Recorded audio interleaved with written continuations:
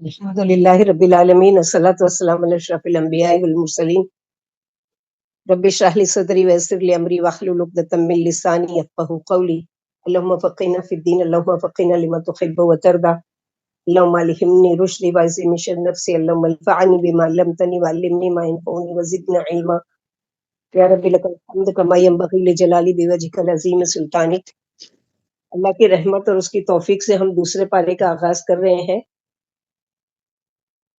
अल्लाह सुब्हानहू व तआला का एहसान है, अल्लाह का शुक्र है कि इंशाअल्लाह बिइज़्निल्लाह ऐसे ही रोज़ एक सफ़र हम एक-एक पारे का आगे बढ़ेंगे और अल्लाह सुब्हानहू व तआला हमको इसमें बहुत सारी चीज़ें सीखने के लिए होंगी, जिसके ज़रिए से हम अपनी इस्लाह करेंगे, हम कुरान को जानेंगे इंशाअल्लाह बिइज़्निल्लाह।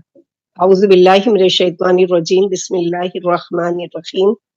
सयक़ूलु सुफ़हाउ मिनन नासि मा वल्लाहुम अन क़िब्लतिहिम अल्लती कानू अलैहा कुल लिल्लाहिल मशरिक़ वल मग़रिब यहदी मन यशाउ इला सिरातिन मुस्तक़ीम व कज़ालिका जअलनाकुम उम्मतन वसतन लितकूनु शुहदाअ अलन नासि व यकूना रसूलु अलैकुम शहीदा वमा जअलनल क़िब्लता अल्लती कुनत अलैहा इल्ला लिनअलम मन यत्तबिउर रसूल मिम्मन यंक़लिबु अला अक़िबैहि व इन कानत लकबीरतन इल्ला अलल लज़ीना हदल्लाह वमा कान अल्लाहु लियुदिय्य ईमानकुम इन्नल्लाहा बिन्नासि लरऊफ़ुर रहीम।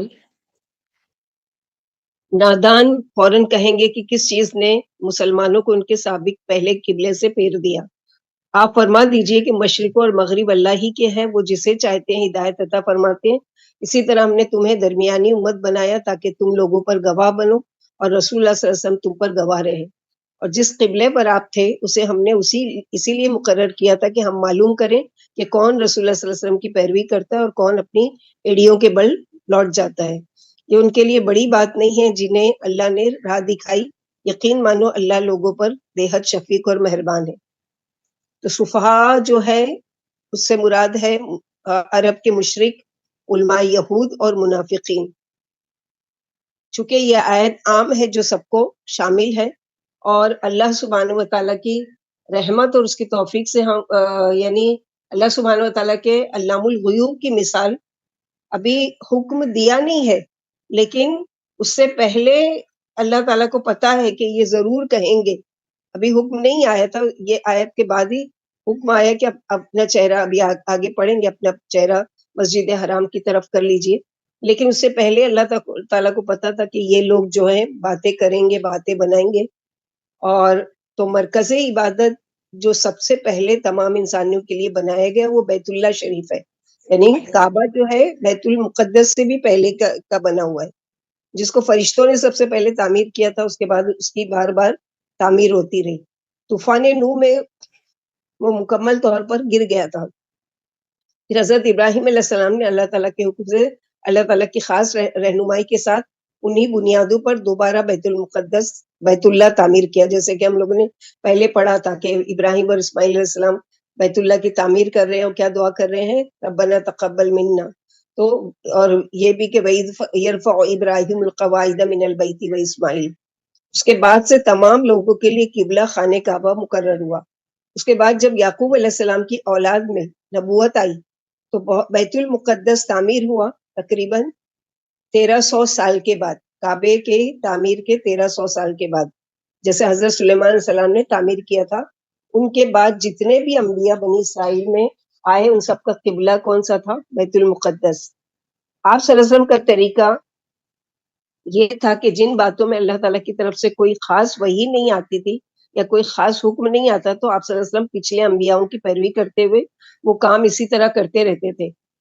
मक्का चूँकि बैतुल मुक़द्दस ही की तरफ मुँह करके, मक्के में जब आप सल्लल्लाहु अलैहि वसल्लम थे, तो बैतुल मुक़द्दस ही की तरफ मुँह करके पढ़ा करते थे नमाज़, मगर सामने काबा हुआ करता था, तो आप सल्लल्लाहु अलैहि वसल्लम को तसल्ली थी।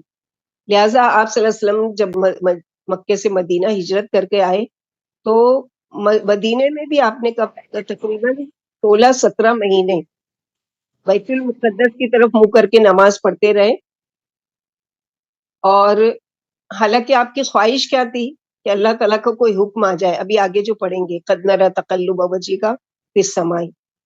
तो चूँकि आप सल्लल्लाहु अलैहि वसल्लम की निशानियों में से एक निशानी ये भी थी कि आखिरी नबी जो आएँगे, उनका क़िबला क्या होगा? बैतुल्लाह होगा। اب آپ صلی اللہ علیہ وسلم مدینہ تشریف لائے تو یہاں پر یہودی بھی تھے. آپ صلی اللہ علیہ وسلم ان کے قبلے کی طرف منہ کر کے نماز پڑھتے تھے. پھر اللہ تعالیٰ کا حکم آیا اور آپ صلی اللہ علیہ وسلم کو انتظار بھی تھا، جیسا کہ آگے پڑھیں گے. بہرحال جب اللہ کے حکم سے آپ صلی اللہ علیہ وسلم نے خانہ کعبہ کی طرف رخ کیا بیت المقدس کی بجائے، تو اس پر کچھ لوگوں نے اعتراض شروع کیا، اور یہ سب اہل کتاب اور منافقین تھے. تو اس پر اللہ تعالیٰ آپ صلی اللہ علیہ وسلم کو تسلی دے رہے ہیں کہ عنقریب کہیں گے لوگ میں سے جو بے وقوف ہیں، کہ یعنی اعتراض کریں گے کہ جب تک تم ان کے قبلے کی پیروی کر رہے تو وہ بہت خوش تھے، لیکن جب ان کے قبلے سے پھر کر تم بیت اللہ کی طرف منہ کر کے نماز پڑھنے لگے تو اس پر یعنی لوگوں کو بہت اعتراض ہوا اور بہت ساری باتیں کرنے لگے. ہجرت کے بعد جیسے ہم لوگوں نے پڑھا کہ آپ صلی اللہ علیہ وسلم 16-17 مہینے نماز پڑھی بیت المقدس کی طرف، مگر نبی صلی اللہ علیہ وسلم کی تمنا یہی تھی کہ بیت اللہ کو قبلہ مقرر کر دیا جائے. تحویل قبلہ کے بعد سب سے پہلی نماز عصر کی پڑھی گئی. 16 یا 17 مہینے کے عرصے میں آپ کثرت سے دعائیں کرتے رہے، آخر تحویل قبلہ کا حکم آ گیا. نبی صلی اللہ علیہ وسلم کو ہجرت کے بعد مدینے میں بیت المقدس کی طرف نماز پڑھنے کا حکم تھا. اس سے یہودی بہت خوش تھے، مگر آپ کی چاہت یہی تھی کہ کعبے کو قبلہ بنا دیا جائے. اس سلسلے میں آپ دعائیں بھی مانگتے رہتے تھے اور آسمان کی طرف دیکھتے بھی رہتے تھے.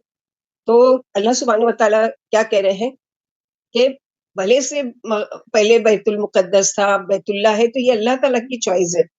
اور اللہ سبحانہ و تعالیٰ کیا ہے، تمہارا امتحان لینا چاہتے ہیں، تم کو دیکھنا چاہتے ہیں. جیسے آگے وما جعلنا القبلۃ التی کنت علیہا، کہ ہم دیکھنا چاہتے ہیں کون ہے جو رسول کی اتباع کرتے ہیں.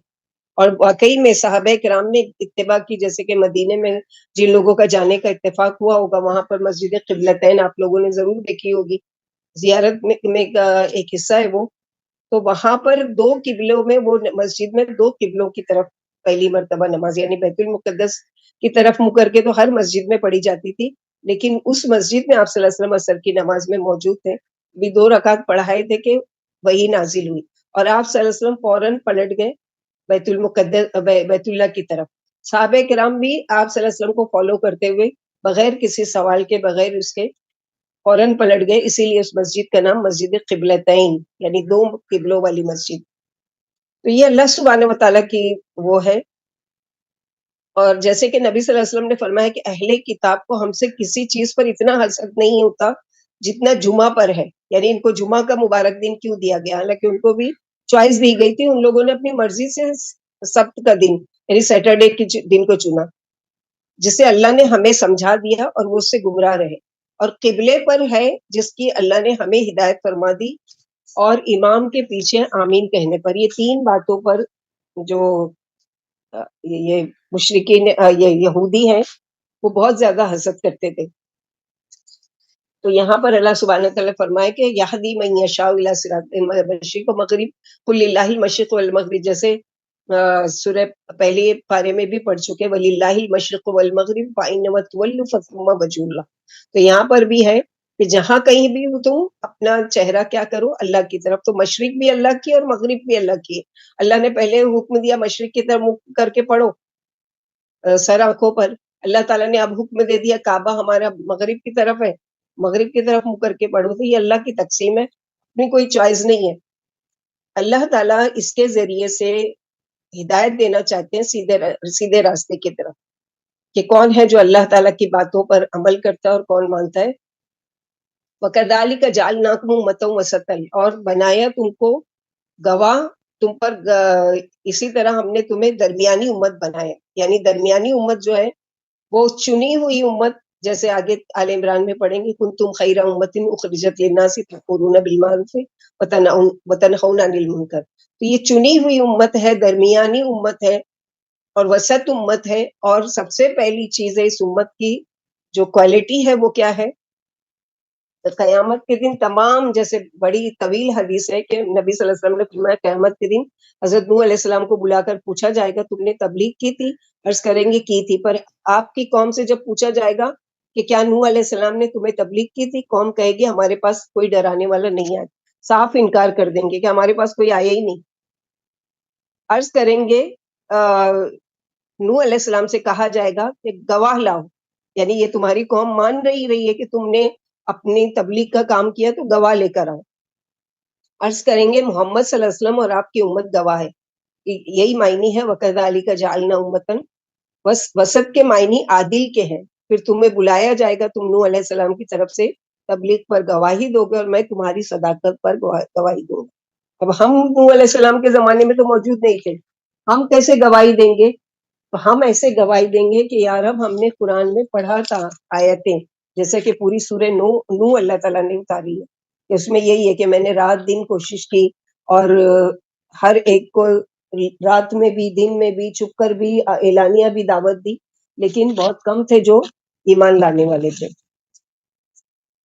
اسی طرح اللہ تعالیٰ فرماتے ہیں کہ ہمارا مقصد یہ تھا قبلے سے پھر کہ کون ہے جو بغیر کسی حجت کے اللہ کے نبی صلی اللہ علیہ وسلم کی اتباع کرتا ہے اور کون ہے جو اپنی ایڑیوں پر پھر جاتا ہے. وَإِن كَانَتْ لَكَبِيرَةً إِلَّا عَلَى الَّذِينَ هَدَى اللَّهُ, یہ اللہ کی بات کو ماننا یہ کوئی بڑی بات نہیں ہے, بہت بھاری نہیں ہے. بھاری کس پر ہے کہ جو نہیں مانتے. آسان کس کے لیے؟ عَلَى الَّذِينَ هَدَى اللَّهُ, جس کو ہدایت دی اللہ نے.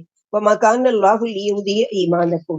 اب یہ سوال پیدا ہوا کہ صحابہ کرام کو چونکہ یہ تھا کہ یا رسول اللہ صلی اللہ علیہ وسلم, ہم جو پہلے اسلام لانے سے پہلے جو ہے, نئے ہم جب اسلام لائے تھے اور یہ قبلے کا حکم آنے سے پہلے ہم بیت اللہ کی طرف منہ کر کے نماز پڑھتے تھے, بیت المقدس کی طرف نماز پڑھتے تھے, اور اب بیت اللہ کی طرف حکم آ گیا, تو ہماری پہلے کی نمازوں کا کیا؟ تو اللہ سبحانہ و تعالیٰ نے فرمایا وَمَا كَانَ اللَّهُ لِيُضِيعَ إِيمَانَكُمْ. یہاں ایمان کم سے مراد کیا ہے؟ تمہاری نمازیں. یعنی اللہ تعالیٰ تمہاری نمازوں سے, یعنی اب سے پہلے بیت المقدس کی طرف جتنی نمازیں پڑھی گئی ہیں اللہ ان کا ثواب ضائع نہیں فرمائیں گے. ان اللہ بالناس لرؤوف الرحیم. اللہ تعالیٰ تو اتنے مہربان ہیں کہ ایک دفعہ نبی صلی اللہ علیہ وسلم نے ایک قیدی عورت جس کا بچہ جدا ہو گیا تھا اس سے, یہ عورت دوسری عورت کا بچہ دیکھ کر مامتا کے مارے اس کو چمٹا لیتی, اس کو پیار کرتی, ہر بچے کو دیکھ کر وہ پیار کرنے لگ جاتی, اور جب اس کو اپنا بچہ مل گیا تو بے تابانہ اس سے سینے سے چمٹا کر سینہ اس کے منہ میں دے دیا, یعنی دودھ پلانے لگی.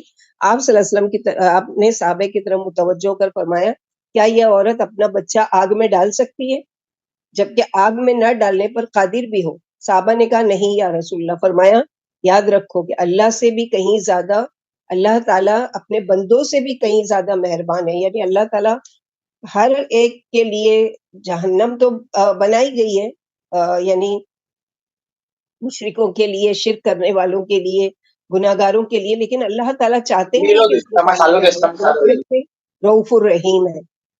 قد نرى تقلب وجهك في السماء فلنولينك قبلة ترضاها فول وجهك شطر المسجد الحرام وحيث ما كنتم فولوا وجوهكم شطره وإن الذين أوتوا الكتاب ليعلمون أنه الحق من ربهم وما الله بغافل عما يعملون. ہم آپ کو دیکھتے ہیں کہ آپ بار بار آسمان کی طرف نگاہ اٹھا رہے ہیں, ہم آپ کو اسی قبلے کی طرف پھیر دیں گے جسے آپ چاہتے ہیں, لہٰذا آپ اپنا رخ سیدھے کی طرف کر لیں. تم جہاں بھی ہو اپنے چہرے اسی کی طرف پھیر لو. اہل کتاب اچھی طرح سے جانتے ہیں کہ یہ بات صحیح ہے اور ان کے رب کی طرف سے, اور اللہ ان کے عملوں سے بے خبر نہیں. یعنی ان کو پہلے سے ہی پتا تھا, ان کی کتابوں میں لکھا ہوا تھا کہ آخری نبی جو آئیں گے ان کا قبلہ کیا ہوگا, بیت الحرام ہوگا, بیت اللہ ہوگا. لیکن اس کے باوجود بھی یہ کیا اعتراض کریں گے, کیونکہ یہ ان کی اس میں ہی ہے کہ حسد کی وجہ سے. حسد کیا ہے سوائے یہ کہ وہ حسد کیوں کرتے تھے کہ کیوں ہمارے بنی اسرائیل سے نبی چن کر بنی اسرائیل میں چنا گیا. لیکن اتیت الذین اوتوا الکتاب, البتہ یعنی اب یہاں پر یہ جو حکم آیا ہے کہ آپ جہاں کہیں بھی ہو اپنا منہ مسجد حرام کی طرف پھیر لو, یہ 3 مرتبہ حکم آئے گا انہی آیتوں میں.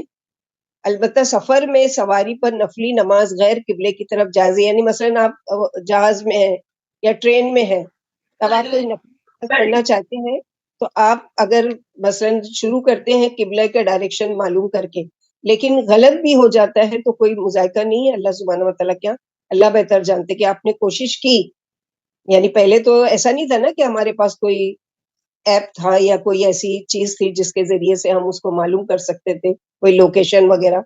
لیکن آج تو الحمدللہ فون میں موجود ہے کہ آپ ڈائریکشن قبلے کا معلوم کر کے نماز پڑھ سکتے ہو. لیکن ان کیس ہمارے پاس انٹرنیٹ نہیں ہے اور نہیں چل رہا ہے، تو پھر سورج کا دیکھیں گے اس کے ذریعے سے، اور نہیں ہے تو ایک اندازن اگر ہم پڑھ بھی لیتے ہیں تو کوئی مذائقہ نہیں ہے، خاص طور پر سفر میں، کیونکہ گھروں میں جب ہم ہوتے ہیں تو ہم کو پتا ہے کہ ہمارا قبلہ کہاں ہے، یا مسجد میں جاتے ہیں تو مسجد میں ڈائریکشن پتا ہوتی ہے، لیکن ایسی جگہ جہاں پر نہیں پتا ہے تو پھر کوشش کریں گے کہ ہم صحیح ڈائریکشن میں نماز پڑھیں، اور اگر ان کیس غلط بھی ہو جاتی ہے تو کوئی مذائقہ نہیں ہے، کیونکہ اللہ سبحانہ و تعالیٰ نے پہلے ہی کیا کہا، وَلِلَّهِ الْمَشْرِقُ وَالْمَغْرِبُ، سارے مغرب اور مشرق جو ہے اللہ ہی کے لیے، ہاں حکم ماننا ہے اللہ تعالیٰ کا، فرض نماز میں ضرور ڈائریکشن معلوم کر کے ہی نماز پڑھنا ہے، لیکن ان کیس ایروپلین میں ہے، اب وہاں پر تو کوئی ڈائریکشن، وہاں نیٹ بھی نہیں چلتا، وہاں معلوم بھی نہیں ہے، تو پھر اب جہاں پر بھی ہے رک کر کے نماز پڑھو، اللہ تعالیٰ بہتر جانتے ہیں، لیکن نماز پڑھو۔ وَلَئِنْ أَتَيْتَ الَّذِينَ أُوتُوا الْكِتَابَ بِكُلِّ آيَةٍ مَا تَبِعُوا قِبْلَتَكَ وَمَا أَنْتَ بِتَابِعٍ قِبْلَتَهُمْ وَمَا بَعْضُهُمْ بِتَابِعٍ قِبْلَةَ بَعْضٍ وَلَئِنِ اتَّبَعْتَ أَهْوَاءَهُمْ مِنْ بَعْدِ مَا جَاءَكَ مِنَ الْعِلْمِ إِنَّكَ إِذًا لَّمِنَ الظَّالِمِينَ۔ اور اگر آپ اہل کتاب کے آگے تمام دلائل رکھ دیں، جب بھی آپ کی قبلے کی پیروی نہیں کریں گے، یعنی آپ کتنا بھی ان کو بتا دیں کہ یہ میری مرضی نہیں ہے، یہ اللہ تعالیٰ، میں اپنی مرضی سے نہیں کہہ رہا ہوں، وما ينطق عن الهوى، یعنی میں تو وہی کے انتظار میں رہتا ہوں، اگر میری چاہت ہوتی تو میں کیوں 16 اور 17 مہینے مدینے میں آ کر بیت المقدس کی طرف نماز پڑھتا، میں اللہ کے حکم سے یہ کر رہا ہوں۔ تو آپ جتنے بھی دلائل دے دیں یہ آپ کی قبلے کی پیروی نہیں کریں گے، اور نہ آپ ان کی قبلے، یعنی وہ اگر آفر دیں چلو ٹھیک ہے تھوڑے دن ہم آپ کے قبلے کی پیروی کرتے ہیں، آپ کیجئے، آپ بھی نہیں ماننے والے، اور نہ اس میں سے کوئی کسی کی قبلے کی پیروی کرنے والا ہے۔ اگر آپ نے اپنے پاس علم آ جانے کے بعد، یعنی آپ کو حکم آ گیا اللہ تعالیٰ کا، پھر بھی آپ ان کے ساتھ تھوڑی بھی نرمی برتیں گے یا ان کی بات مان لیں گے، تو یاد رکھیے کہ ان کی خواہشات کی پیروی کی تو بلا شبہ آپ کا شمار بھی ظالموں میں سے ہو جائے گا۔ حالانکہ اللہ سبحانہ و تعالیٰ کے فضل و کرم سے نبی صلی اللہ علیہ وسلم ان کی کوئی غلط بات ماننے والے تھے ہی نہیں، لیکن قرآن چونکہ ہم بھی پڑھ رہے ہیں، ہم کو بھی یہ حکم دیا جا رہا ہے کہ اگر ہمارے پاس علم آ گیا قرآن کا کہ اللہ سبحانہ و تعالیٰ نے قرآن میں یہ چیز اس طرح فرمائی ہے، اور اللہ کے رسول صلی اللہ علیہ وسلم نے اس بات کو اس طرح سے واضح کیا ہے، اس کے باوجود بھی ہم حجت لے کر آتے ہیں کہ نہیں فلاں نے یہ کہا ہے، فلاں آپا نے وہ بولا ہے، فلاں مدرسے میں نے یہ کرا تھا، تو اگر ان کی بات قرآن اور حدیث کے مطابق ہے تو سراہا، اگر ان کی بات اس سے ٹکراتی ہے، یعنی اس سے اپوزٹ بات ہے، وہ باتیں وہ بتا رہے ہیں، چاہے دنیا کا چوٹی کا بھی عالم کیوں نہ ہو، اللہ کے نبی یہاں پر یہ بتایا کہ آپ صلی اللہ علیہ وسلم ایسا کرنے والے نہیں تھے، آپ کو وارن کیا جا رہا ہے، تو ہماری کتنا اشد ضرورت ہے کہ ہم اپنی چیزوں میں اتنی دل عزت کریں اسلام کے بارے میں، دین کے بارے میں، کہ میرا دل نہیں چاہتا اور میں تو وہی کروں گی جو بچپن سے کرتی آئی ہوں، چاہے کہ وہ غلط ہے یا نہیں ہے، تو اس چیز کے بارے میں ہم کو ڈرنا چاہیے کہ اللہ کے نبی صلی اللہ علیہ وسلم کو کہا جا رہا ہے کہ آپ اس صورت میں ہو جائیں گے ظالموں میں سے۔ الذین آتیناہم الکتاب یعرفون ابناءہم وان فریقا منہم لیکتمون الحق وہم یعلمون الحق من ربک فلا تکونن من الممترین۔ اہل کتاب نبی صلی اللہ علیہ وسلم کو اپنے بیٹوں کی طرح پہچانتے تھے، ان سے جو جان بوجھ کر حق چھپاتا ہے، حق آپ کے رب کے پاس سے ہے، لہذا شک نہیں ہونا چاہیے۔ یعنی اس آیت میں بتایا گیا کہ علماء اہل کتاب نبی صلی اللہ علیہ وسلم کی رسالت کو اپنی اولاد کی طرف پہچانتے تھے، یعنی جیسے کوئی بھیڑ باڑ میں ہو اور کوئی اپنا کوئی بچہ کھو جائے تو ماں کیا ہے، ہزار بچوں میں وہ ڈھونڈتی ہے کہ وہ اچھی طریقے سے جانتی ہے کہ میرا بچہ کی شکل کیسی ہے، وہ اس نے کون سا کپڑا پہنا ہے، وہ کیسا دکھتا ہے، اس کی ہائٹ کیا ہے، پورے ہزاروں میں وہ ڈھونڈتے رہے گی نہیں یہ بھی نہیں یہ بھی نہیں یہ بھی نہیں، ہاں یہ میرا بچہ ہے۔ تو اللہ سبحانہ و تعالیٰ بتا رہے ہیں کہ کتاب میں ان کی اہل کتاب کی اتنی ساری نشانیاں آپ کی بتا دی گئی ہیں کہ آنکھ بند کر کے یہ جانتے ہیں کہ آپ اللہ کے رسول ہیں، لیکن پھر بھی یہ کیا کریں گے، آپ کی اتباع نہیں کریں گے۔ عمر رضی اللہ تعالیٰ عنہ نے عبداللہ بن سلام سے پوچھا کیا تم اپنی اولاد کی طرح نبی صلی اللہ علیہ وسلم کو پہچانتے ہو؟ کیونکہ عبداللہ بن سلام کیا تھے، پہلے یہودی بڑے عالم کے بیٹے تھے اور خود بھی عالم تھے یہودیوں کے، لیکن بعد میں ان کو یعنی بے چینی تھی کہ مجھے صحیح نہیں لگ رہا یہ دین جو تحریف کر دیا گیا ہے، مجھے دل بے چین ہے، مجھے صحیح دین کی تلاش ہے، اور تلاش کرتے کرتے آپ صلی اللہ علیہ وسلم کو کے پاس آئے مدینے میں اور بیعت کر لی۔ تو عمر رضی اللہ عنہ ان سے پوچھ رہے کہ آپ جب اہل کتاب میں سے تھے تو کیا آپ نبی صلی اللہ علیہ وسلم کو پہچانتے ہو؟ بولے ہاں، بلکہ اولاد سے بھی زیادہ۔ آسمان والے امین نے زمین والے امین عیسیٰ علیہ السلام کو اپنی صفتیں بتائی ہیں۔ جبریل علیہ السلام کو جبریل علیہ السلام نے آ کر عیسیٰ علیہ السلام کو ساری آپ کی صفات بتا دی تھی، جو ہم نے اپنی کتابوں میں پڑھی۔ ہم انہی صفات سے آپ کو پہچانتے ہیں، ہمیں آپ کے پیغمبر آخر الزماں ہونے میں ذرا سا بھی شک نہیں ہے۔ جیسے انسان بھرے مجمع میں لاکھوں میں اپنی اولاد کو پہچان لیتا ہے، ایسی اہل کتاب کیا ہے، نبی صلی اللہ علیہ وسلم کو پہچانتے تھے، لیکن اس کے باوجود بھی ان لوگوں نے کیا کیا، ان کا انکار کر دیا۔ تو آپ کی امت کو ثابت قدمی کا حکم ہے اور خبر دی جا رہی ہے کہ تمہارے رسول جو کچھ لے کر آئے ہیں وہ حق ہے، یعنی شک میں مت پڑ جاؤ کہ ہاں ہم پہلے تو حکم تھا کہ بیت المقدس کی طرف پڑھو، اب کیوں بیت اللہ، حالانکہ ایک مسلمان اللہ کے نبی صلی اللہ علیہ وسلم نے اس طرح سے ٹریننگ کی تھی، وہ ایسے پھرنے والے تھے بھی نہیں، لیکن اس کے باوجود بھی کہ اگر دل میں ذرا بھی شک آ جائے دوسروں کے بولنے پر بھی، کیونکہ منافق مرد اور منافق عورتیں بھی تھی، وہ کیا کرتی تھی، جا کے گھر گھر میں اس طرح کی باتیں کرتے تھے کہ لوگوں کو اب کوئی ایک بات ہے اس پر بار بار کوئی تبصرہ کرے تو انسان سوچنے پر مجبور ہو جاتا ہے کہ واقعی یہ صحیح ہے یا غلط ہے۔ تو یہاں پر یہ بتایا کہ ذرا بھی شک نہیں کرنا کہ یہ چیز غلط ہے، آپ کے رسول جو لے کر آئے وہ حق ہے اور برحق ہے یہ چیز۔ وَلِكُلٍّ وِجْهَةٌ هُوَ مُوَلِّيهَا فَاسْتَبِقُوا الْخَيْرَاتِ أَيْنَمَا تَكُونُوا يَأْتِ بِكُمُ اللَّهُ جَمِيعًا إِنَّ اللَّهَ عَلَىٰ كُلِّ شَيْءٍ قَدِيرٌ۔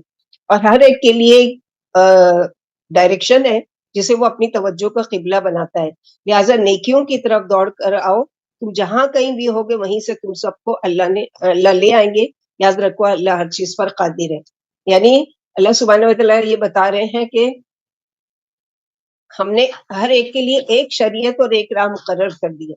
اگر اللہ چاہتے تو تم سب کو ایک ہی امت بنا دیتے، لیکن الگ الگ بنایا تاکہ اللہ تمہیں اپنی دی ہوئی چیزوں میں آزمائے۔ لہٰذا نیکیوں کی طرف دوڑو، تم سب لوٹ کر اللہ ہی کی طرف آنے والے ہو۔ یہی یہاں فرمائے کہ تم کہیں بھی ہوگے، تمہارے جسم گل سڑ کر فنا بھی ہو جائیں گے، جیسے قبروں میں ہمارے آدم علیہ السلام سے لے کے اب تک ہمارے آباء و اجداد، ان کی سوائے ریڑھ کی ہڈی کی جو منکا ہے اس کے علاوہ بالکل سب کچھ ختم ہو چکا ہے، لیکن اللہ سبحانہ وتعالیٰ ان کو بھی اٹھا کر کھڑا کریں گے۔ کوئی سمندر میں ڈوب گیا، اس کو مچھلی نے چیر پھاڑ کر اپنا نوالا بنا لیا، اپنا پیڑ بھر لیا، اب وہ اس کے گوشت اور وہ سب غائب ہو گئے، لیکن اللہ تعالیٰ اس کو بھی، اس پر بھی قادر ہے۔ جیسے کہ بنی اسرائیل میں ایک شخص تھا اور اس کو موت کے وقت بہت خوف ہوا کہ اللہ تعالیٰ پتہ نہیں، میں اتنا ساری زندگی گناہ گار تھا، پتہ نہیں میرے ساتھ کیا معاملہ ہوگا۔ تو اس نے اپنے 4 بیٹے تھے، ان کو نصیحت کی کہ جب میں مر جاؤں تو مجھے جلا دینا، اور جلا کر میری راکھ کو ہوا میں اڑا دینا اور کچھ سمندر میں بہا دینا۔ تو باپ کے مرنے کے بعد ان لوگوں نے وہی وصیت پوری کی اور باپ کو جلا کے اس کی راکھ کو اس طرح سے اڑا دیا اور سمندر میں بہا دیا۔ اللہ سبحانہ وتعالیٰ نے ہم کو دکھانے کے لیے کہ ہم کس طرح جمع کرنے پر قادر ہیں، کہ حدیث میں بتایا صحیح بخاری میں کہ اس کی روح کو، اس کے جسم کو تمام راکھوں اس کے ساتھ بنایا گیا اور اللہ کے سامنے اس کو پیش کیا گیا۔ اللہ سبحانہ وتعالیٰ نے اس سے سوال کیا کہ تم نے ایسی وصیت، غلط وصیت کیوں کی، کیوں ایسی وہ کیا کہ میرا اس طرح کرنا؟ تو اس نے کہا یا رب میں بہت گناہگار تھا، میں ڈرتا تھا کہ کہیں ایسا نہ ہو کہ میرے رب کے سامنے میں کس منہ سے کھڑا ہوں گا، بس یہ ڈر تھا مجھے موت کے وقت۔ اللہ سبحانہ وتعالیٰ نے فرمایا کہ خوف کی حالت میں، یعنی اللہ کی خشیت تیرے دل میں آ گئی جس کی وجہ سے اس پر تیری موت ہوئی، لہٰذا تجھے بخش دیا جاتا ہے۔ تو یہ اللہ سبحانہ وتعالیٰ کی مشیت ہے کہ وہ جسے چاہے وہ یعذب من یشاء، یعنی ویغفر لمن یشاء ویعذب من یشاء، اللہ جس کو چاہے معاف کر دے اور جس کو چاہے وہ کر دے، لیکن یہ اللہ کی زبردست قدرت کی نشانی ہے۔ ومن حيث خرجت فول وجهك شطر المسجد الحرام وإنه للحق من ربك وما الله بغافل عما تعملون۔ ومن حيث خرجت فول وجهك شطر المسجد الحرام وحيث ما كنتم فولوا وجوهكم شطره لئلا يكون للناس عليكم حجة إلا الذين ظلموا منهم فلا تخشوهم واخشوني ولأتم نعمتي عليكم ولعلكم تهتدون۔ اور آپ جہاں سے بھی نکلیں اپنا رخ عزت والی مسجد کی طرف کریں۔ اب یہ سیکنڈ ٹائم حکم آ رہا ہے، یعنی پہلا حکم کیا تھا، آپ کعبے کے سامنے ہو تو کعبہ چاروں طرف سے آپ کے سامنے ہے، آپ اس طرف سے بھی، اس طرف سے بھی، اس طرف سے بھی، چاروں طرف سے، جیسے مسجد حرام میں نماز پڑھی جاتی ہے، آپ نے فوٹو یا ویڈیو دیکھا ہوگا لائیو نماز کا، कैसे चारों तरफ सर्कल में होते हैं लोग। तो पहला हुक्म वो है।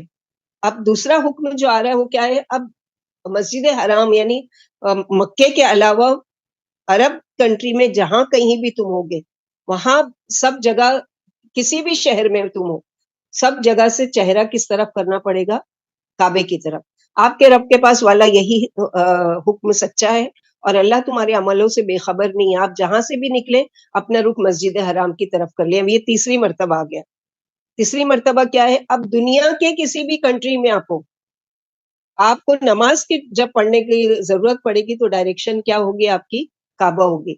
और ए मुसलमानों, तुम जहां कहीं भी अपने रुख मस्जिद हराम की तरफ कर लो, ताकि लोगों के लिए बजुज जालिमों के तुम पर हुज्जत ना रहे। तुम उनसे न डरो, मुझी से डरो, और ताकि मैं तुम पर अपनी नेमत पूरी कर दूं, और ताकि तुम राह पा सको। फला तख्शौ वख्शौनी क्यों कहा गया, यानी अगर ये जालिम तुम्हें तुम्हारे साथ जबान दराजी करेंगे और एतराज करेंगे और मेरी ही यानी तुमको खौफ दिलाएंगे कि तरह तरह की बातें करेंगे, और तुम उनके डर से अगर उनकी बात मान लोगे तो याद करो कि उनसे नहीं डरना है, बल्कि किससे डरना है, अल्लाह से डरना है। तो हर मामले में जहां कहीं अल्लाह ताला का हुक्म है, सबसे पहला खौफ हमारा दिल में जिसके लिए होना चाहिए वो किसका होना चाहिए, अल्लाह सुब्हानहू व तआला का। लोगों का खौफ नहीं, लोग क्या कहेंगे, लोग कैसे करेंगे, लोग मेरे साथ क्या बिहेव करेंगे, लोग मेरे बारे में कैसी बातें बनाएंगे, नहीं। अगर मैं हक पर हूँ और मेरे रब का हुक्म मान रही हूँ ना, चाहे लोग 100 बातें बनाए, मुझे कोई परवाह नहीं। तो ये चीज ख्याल रखना चाहिए। कमा अरसलना फीकुम रसूलन मिनकुम यतलू अलैकुम आयातिना व युज़क्कीकुम व युअल्लिमुकुमुल किताब वल हिकमत व युअल्लिमुकुम मा लम तकूनू तअलमून फज़कुरूनी अज़कुरकुम वश्कुरूली वला तकफुरून। जैसे हमने तुम्ही में से एक रसूल भेजा, तो तुम्हें हमारी आयत पढ़कर सुनाते हैं, तुम्हें पाक करते हैं, तुम्हें किताब सुन्नत की तालीम देते हैं, और तुम्हें वो सिखाते हैं जिससे तुम यानी जो तुम नहीं जानते थे। लिहाजा मुझे याद करो, मैं तुम्हें याद करूंगा, और मेरा शुक्र अदा करो और मेरी नाशुक्री ना करो। तो यहाँ पर जो नबी सल्लल्लाहु अलैहि वसल्लम के भेजे जाने के 4 मकासिद, कि क्या मकसद था कि वो आए, जो कुरान वही के जरिए नाजिल होता है वो तुमको पढ़कर सुनाए, तुम्हारा तस्किया करें, यानी जहालत के जमाने में जो भी तुम्हारी गलत रस्में थी, जो भी गलत आदतें दी, वो सारी चीजें तुम्हारे में से निकाले, उसकी तालीम दे, और तुमको इल्म सिखाए किताब का, यानी सिर्फ तिलावत भी ही नहीं करे, बल्कि किताब पर कैसे अमल किया जाएगा वो भी सिखाए तुमको। और हिकमत की बातें यानी हदीस, यानी प्रैक्टिकली आप सल्लल्लाहु अलैहि वसल्लम करके बताते थे, और सारी वो बातें तुमको सिखा रहे हैं जो तुम नहीं जानते थे। जहालत के जमाने में इस्लाम लाने से पहले तुमको नहीं पता था कि क्या चीज सही है और क्या गलत है। और जो अल्लाह ताला ने आगे जो फरमाया, फज़कुरूनी अज़कुरकुम वश्कुरूली वला तकफुरून, तो अल्लाह सुब्हानहू व तआला के मेरा जिक्र करो, मैं तुम्हारा जिक्र करूंगा। जैसे कि एक हदीस कुदसी में, जिसने मुझे दिल में याद किया मैं भी उसे दिल में याद करूंगा, और जिसने मुझे मजलिस में याद किया मैं भी उसे इसकी मजलिस से बेहतर मजलिस में, यानी अभी हम जो अल्लाह ताला की बेहतर मजलिस में अल्लाह ताला को याद कर रहे हैं, इसी वक्त इंशाअल्लाह बिइज़्निल्लाह अल्लाह ताला से उम्मीद है कि अल्लाह के फरिश्ते और अल्लाह के वहां वो फरिश्ते बेहतरीन फरिश्तों की मजलिस में हमारा जिक्र कर रहे होंगे। ऐ इब्ने आदम, अगर तू मुझे अपने दिल में याद करेगा तो मैं भी तुझे, अल्लाह सुब्हानहू व तआला हदीस कुदसी में फरमा रहे, ऐ इब्ने आदम, अगर तू मुझे अपने दिल में याद करेगा तो मैं अपने दिल में याद करूंगा। अगर तू मुझे इज्तिमा यानी मजमे में याद करेगा तो मैं भी तुझे फरिश्तों या उनसे बेहतर मजमे में याद करूंगा। अगर तू मेरी तरफ एक बालिश बढ़कर आएगा तो मैं तेरी तरफ एक हाथ बढ़कर आऊंगा। अगर तू एक हाथ बढ़कर आएगा तो मैं एक गज बढ़ूंगा, और तू अगर मेरे पास चल कर आएगा तो मैं दौड़ कर आऊंगा। यानी तेजी से अल्लाह की रहमत का आना। ये नहीं है कि नौज़ुबिल्लाह पैरों से जैसे हम चलकर जा रहे हैं अल्लाह ताला भी पैरों से, ऐसा नहीं है सोचना है। बल्कि अल्लाह की रहमत उतनी स्पीड से हमारे पास आएगी कि जितनी स्पीड से हम आगे चल भी नहीं सकते, बढ़ भी नहीं सकते। तो हर हाल में जो अल्लाह का जिक्र करता होगा, तो सोचो हर वक्त अल्लाह ताला के फरिश्ते जो है गवाही दे रहे होंगे कि यार अब आपकी वो बंदी खाना पकाते हुए भी आपको याद कर रही है, अल्लाह वो बंदी आपको बाजार में भी याद कर रही है, अल्लाह ताला वो सवारी पर भी आपको याद कर रही है। कितना ज्यादा ऑनर होगा जिक्र करने वालों का। और जाकिरीन कसीरा, यानी जो जिक्र करते हैं अल्लाह की बेहतरीन जिक्र करने वाले, अल्लाह सुब्हानहू व तआला उनको बहुत ज्यादा पसंद करते हैं। لَوْمَ جَعَلْنَا مِنْهُمْ يَا أَيُّهَا الَّذِينَ آمَنُوا اسْتَعِينُوا بِالصَّبْرِ وَالصَّلَاةِ إِنَّ اللَّهَ مَعَ الصَّابِرِينَ وَلَا تَقُولُوا لِمَنْ يُقْتَلُ فِي سَبِيلِ اللَّهِ أَمْوَاتٌ بَلْ أَحْيَاءٌ وَلَٰكِن لَا تَشْعُرُونَ۔ اے ایمان والو، صبر و نماز سے مدد حاصل کرو، یاد رکھو اللہ صبر والوں کے ساتھ ہے۔ اللہ کی راہ کے شہیدوں کو مردہ نہ سمجھو بلکہ وہ زندہ ہیں لیکن تمہیں شعور نہیں۔ تو یہاں پر پھر پہلے پارے میں بھی ہم پڑھ چکے کہ مدد مانگنی ہے، ایاک نعبد و ایاک نستعین، تو کس سے؟ اللہ تعالیٰ سے۔ اور اللہ تعالیٰ نے طریقہ بھی قرآن میں بتا دیا کہ جب بھی تم کو کوئی حاجت کو پیش آئے، جب بھی کوئی مشکل ہو، جب بھی کوئی پریشانی ہو، تو دو چیزوں سے اللہ سے مدد مانگو، کہ نماز پڑھو اور اللہ تعالیٰ کے فیصلے کا انتظار آنے تک، فیصلہ آنے تک کا صبر سے انتظار کرو۔ جیسے کہ حدیث میں مومن کی ہر حالت قابل رشک ہے، اس کے لیے اللہ کے ہر فیصلے میں خیر ہی خیر ہے۔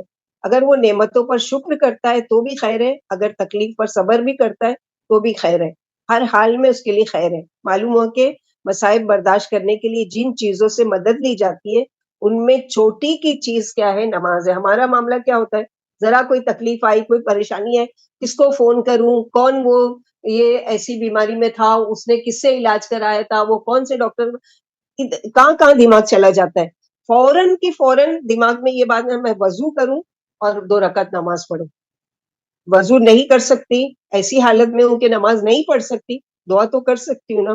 دعا کر کے اللہ تعالیٰ میں اس وقت کیا کروں، استخارہ کریں، جس حالت میں بھی ہو، نماز پڑھنے کی حالت میں نہیں بھی ہے تب بھی اللہ تعالیٰ یہ مشکل آ گئی، اس کے لیے میں کیا کروں، تو فوراً کی فوراً اللہ کا پہلے خیال، اس کے بعد آپ رائے لیں گے فلاں ڈاکٹر سے، فلاں جو اس چیز سے گزر چکا ہے، یا جو بھی چیز میں رائے لینا ہے، الگ الگ کنڈیشن ہو سکتی ہے۔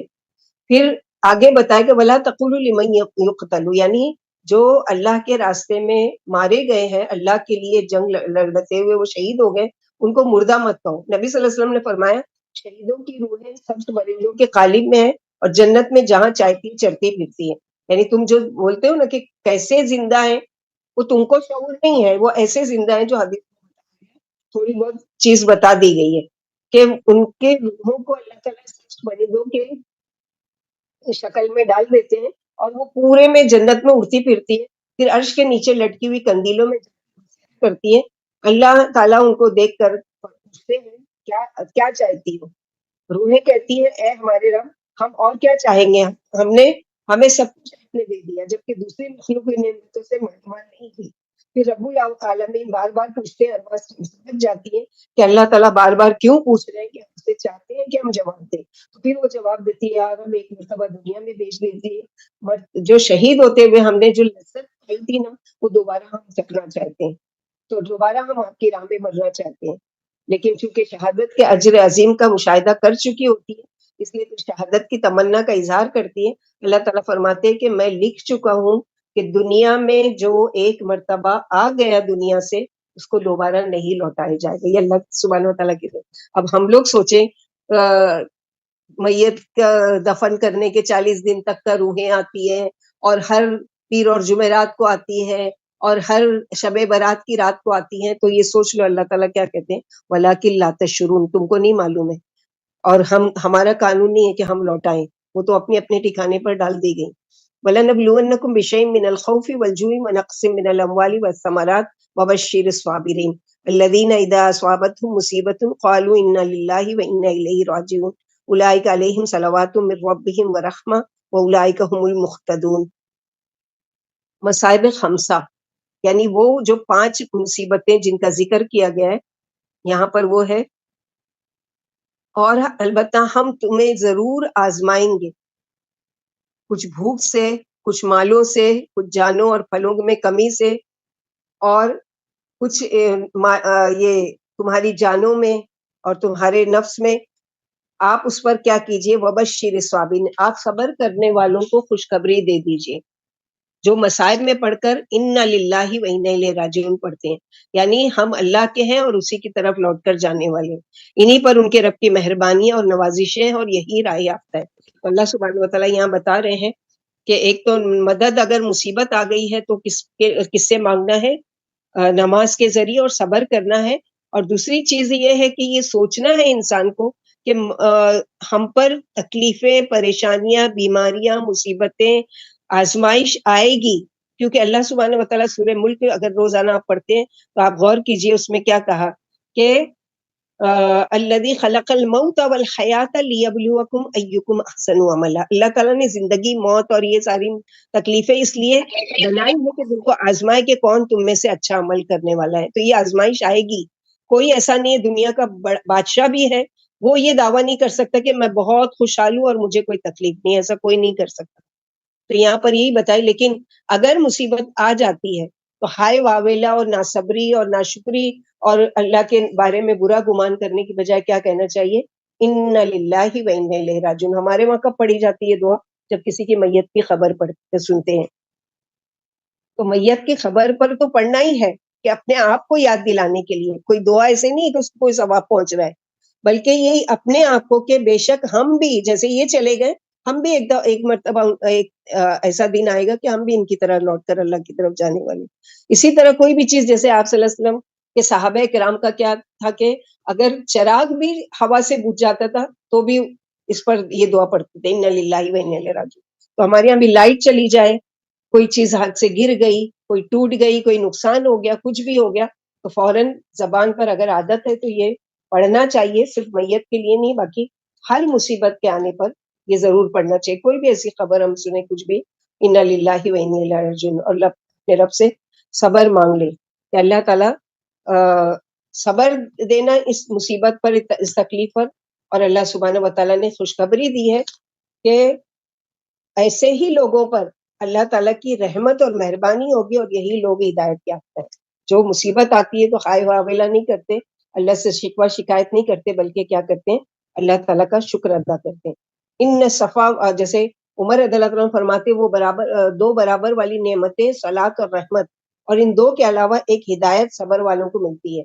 دو ہم وزنوں کے درمیان جو بوجھ کی زیادتی ہوتی ہے اسے علاوہ کہتے ہیں. اسی طرح صابروں کو ثواب کے علاوہ دنیا میں جو مزید نعمت ملتی ہے وہ ہدایت ہے کہ وہ سیدھے راہ پا گئے. یعنی دنیا میں جو نعمت ملتی ہے صبر کرنے والوں کو ہے کہ اللہ ان کو مشکل میں بھی تھامے رکھتے ہیں، ان کے قدموں کو ڈگمگانے نہیں دیتے، ان کو ہدایت پر قائم رکھتے ہیں.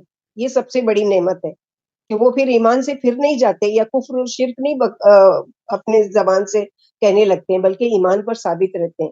اور پھر جب اللہ سبحانہ و تعالیٰ کیا صابرون اجرہم بغیر حساب، یعنی جو صبر کرنے والے ہیں قیامت کے دن جنت میں جو اللہ سبحانہ و تعالیٰ ان کے صبر کا بدلہ دیں گے وہ بے حساب ہوگا.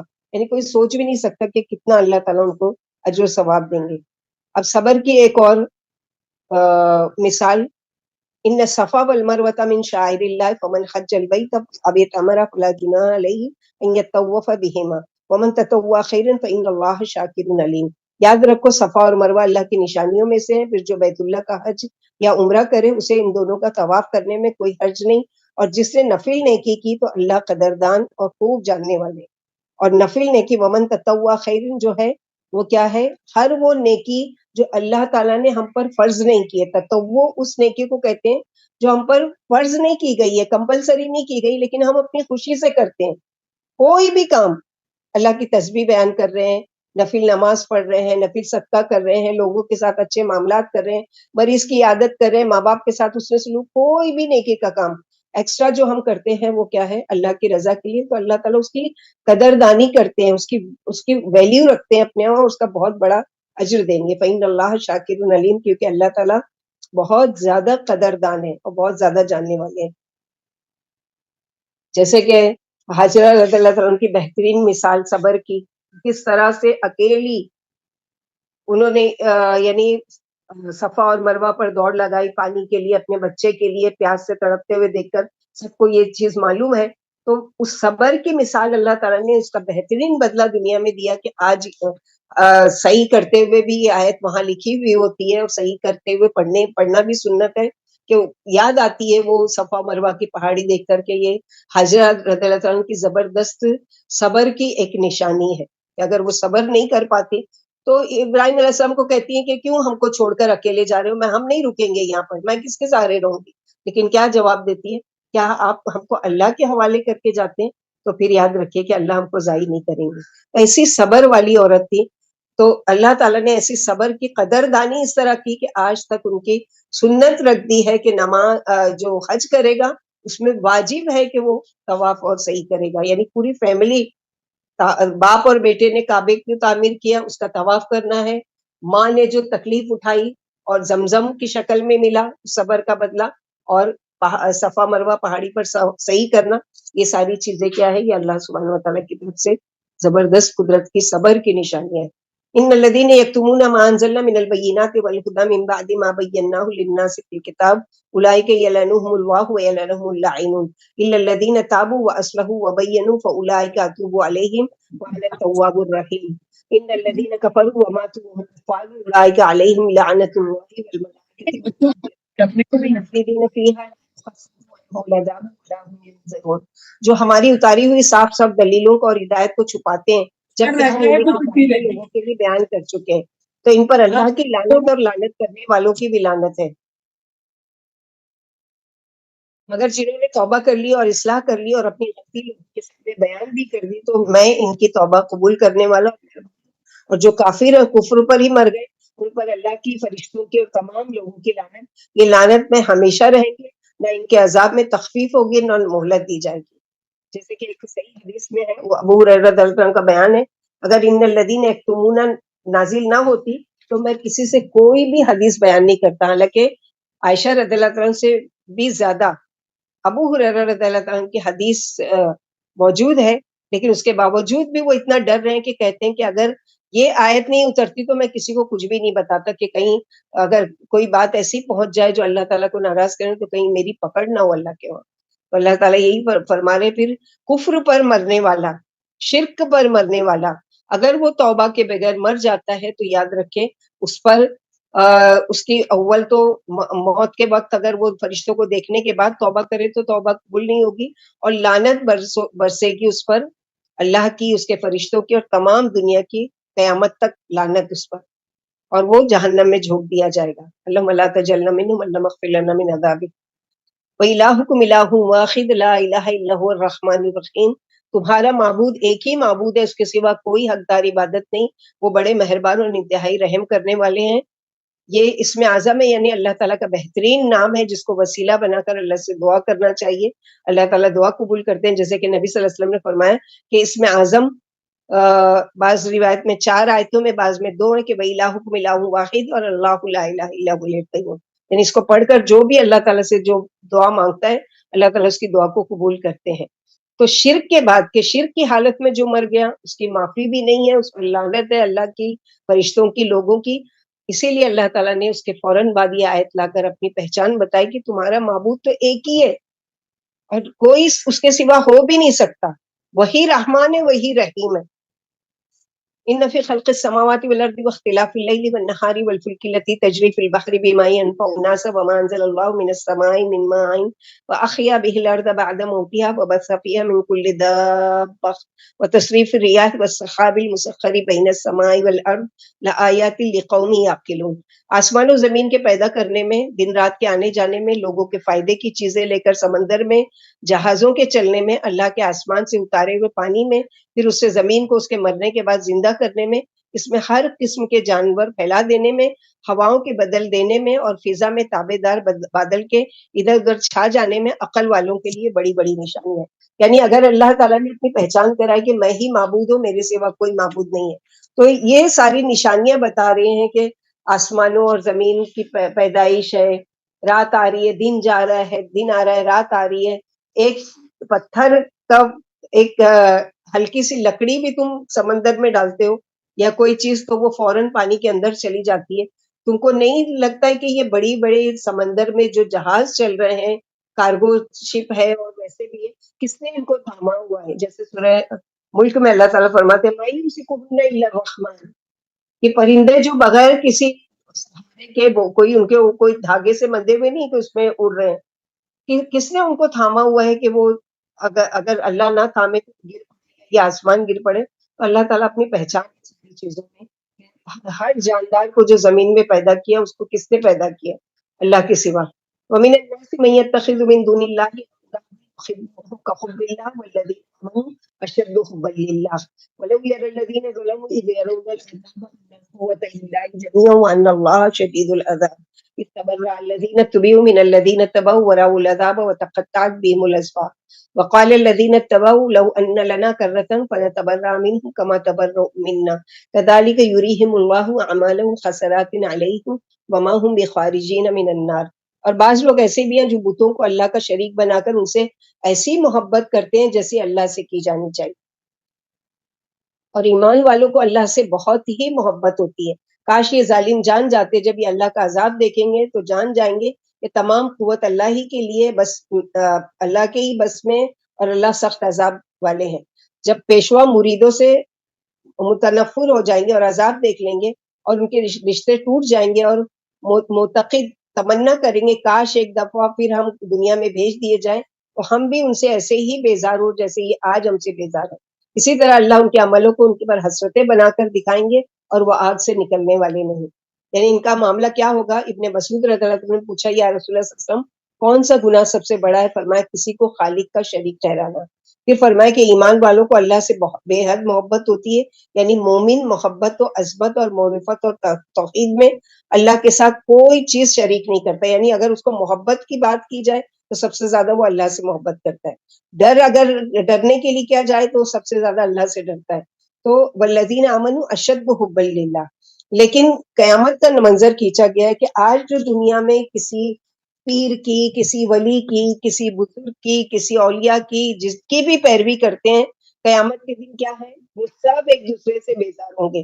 لیڈر اور جو اولیاء اللہ، یہ جو بھی پیر جن کو مانا کرتے تھے، جن کی غلط باتوں کو فالو کیا کرتے تھے، کل کو وہ ان سے بیزار ہوں گے اور جو فالوور تھے وہ ان سے بیزار ہو جائیں گے کہ ہم تو چاہتے ہیں کہ اللہ ایک دفعہ دنیا میں بھیجے کہ ہم ان کا انکار کر کے آئیں.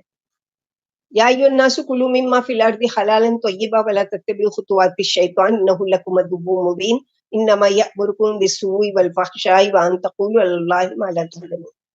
لوگوں زمین کی تمام چیزیں کھاؤ اور پیو اور شیطانوں کے قدموں کی پیروی نہ کرو. یقین مانو شیطان تمہارا کھلا دشمن ہے. وہ تمہیں محض برائی اور بے حیائی کا حکم کرتا ہے اور اس کا بھی کہ تم اللہ پر وہ بات کہو جس سے تم خود بھی بے خبر ہو. جیسے کہ ایک حدیث قدسی میں اللہ سبحانہ وتعالیٰ نے فرمایا میں نے اپنے بندوں کو جو مال دیا وہ ان کے لیے حلال کر دیا ہے. یعنی جیسا چاہے وہ کرے، بس اس میں اسراف نہ کرے یا غلط جگہ پر استعمال نہ کرے. اور میں نے اپنے بندوں کو توحید پر پیدا کیا، پھر شیطان ان کے پاس آ کر انہیں ان کے دین سے دور ہٹا دیتا ہے اور میری حلال کردہ چیزیں ان پر حرام کر دیتا ہے. یعنی ساری ہی چیزیں اللہ تعالیٰ نے حلال کی ہے زمین کی، سوائے چند چیزوں کے جن کا یا تو قرآن میں ذکر کر دیا گیا یا نبی صلی اللہ علیہ وسلم کے ذریعے. ابن عباس رضی اللہ عنہ فرماتے میں نے نبی صلی اللہ علیہ وسلم کے سامنے یہ آیت پڑھی. سعد بن ابی وقاص کھڑے ہو کر عرض کرتے یا رسول اللہ سے دعا فرمائے کہ اللہ مجھے مستجاب الدعوات بنا دے. فرمایا سعد پاکیزہ روزی کھاؤ، مستجاب الدعوات بن جاؤ گے. اس کی قسم جس کے ہاتھ میں میری جان ہے، ایک حرام لقمے سے جسے انسان اپنے پیٹ میں ڈالتا ہے 40 دن تک اس کی نماز نہیں قبول ہوتی، اور جس کا گوشت و پوشت حرام اور سود سے پیدا ہوا ہو اس کی حقدار آگ ہی ہے. یعنی ایک انسان لمبا سفر کر کے جاتا ہے حج کے سفر پر اور دعا کرتا ہے اللہ تعالیٰ سے، تو اللہ تعالیٰ کی طرف سے اس کو واپس جواب دیا جاتا ہے کہ تیرا مال کمانا حرام، تیرا کھانا پینا حرام، تیرا سفر پر لگایا ہوا کہاں مال جو ہے وہ حرام، ساری ہی چیزیں تو حرام میں پلا ہوا ہے، تو کیسے میں تیری دعا قبول کروں؟ تو 99% اگر حلال کھا رہے ہیں اس میں ایک روپیہ بھی اگر حرام کا آ گیا تو وہ سارے 99 کو خراب کر دے گا. وَإِذَا قِيلَ لَهُمُ اتَّبِعُوا مَا أَنزَلَ اللَّهُ قَالُوا بَلْ نَتَّبِعُ مَا أَلْفَيْنَا عَلَيْهِ آبَاءَنَا أَوَلَوْ كَانَ آبَاؤُهُمْ لَا يَعْقِلُونَ شَيْئًا وَلَا يَهْتَدُونَ وَمَثَلُ الَّذِينَ كَفَرُوا كَمَثَلِ الَّذِي يَنِقُ بِمَا لَا يَسْمَعُ إِلَّا دُعَاءً وَنِدَاءً صُمٌّ بُكْمٌ عُمْيٌ فَهُمْ لَا يَعْقِلُونَ. جب ان سے کہا جاتا ہے کہ اللہ کی اتاری ہوئی کتاب کی پیروی کرو تو کہتے ہیں بلکہ ہم تو اس طریقے کی پیروی کریں گے جس پر ہم نے اپنے باپ دادا کو پایا. اگرچہ ان کے باپ دادا بے عقل اور گمراہ ہوں. کافروں کی مثال ان جانوروں کی سی ہے جو اپنے چرانے والے کی آواز ہی سنتے ہیں اور سمجھتے نہیں، یہ بہرے، گونگے اور اندھے اور بے عقل ہیں. تو یہاں ہی جو کہا جاتا ہے آج بھی ہمارے بہت سے ایسے ہیں جو شرک اور بدعت میں مبتلا، حالانکہ وہ ہیں مسلمان، ہے کلمہ گو، کلمہ پڑھنے والے، نمازیں بھی پڑھنے والے، حج بھی کرنے والے، سارے خیر کے کام کرنے والے، لیکن ساتھ ہی ان کا عقیدہ کیا ہے؟ شرکیہ ہے یا بدعت کا طریقہ ہے. یعنی بدعت وہ طریقہ جو اللہ کے نبی صلی اللہ علیہ وسلم سے ثابت نہیں ہے، وہ کام کرتے ہیں، اور پھر جب اس کو اصلاح کے لیے کہا جاتا ہے کہ آپ ایسا مت کیجیے، اللہ کے نبی صلی اللہ علیہ وسلم نے یہ کام کبھی اپنی زندگی میں نہیں کیا، صحابہ کرام نے نہیں کیا، یا یہ شرک ہے اللہ کے ساتھ، مت کیجیے، تو کیا کہتے ہیں کہ ہم تو بچپن سے اپنے باپ دادا کو یہی کرتے دیکھتے آئے، ہمارے وہاں تو ہر سال یہ ہوتا ہے، اور ہمارے سسرال میں بھی یہی چیز کا رواج ہے، ہم ان کو ناراض نہیں کر سکتے، تو اللہ کو ناراض کر سکتے، ان کو نہیں ناراض کر، تو پھر قیامت کے دن وہ تو نہیں چھڑانے آئیں گے نا.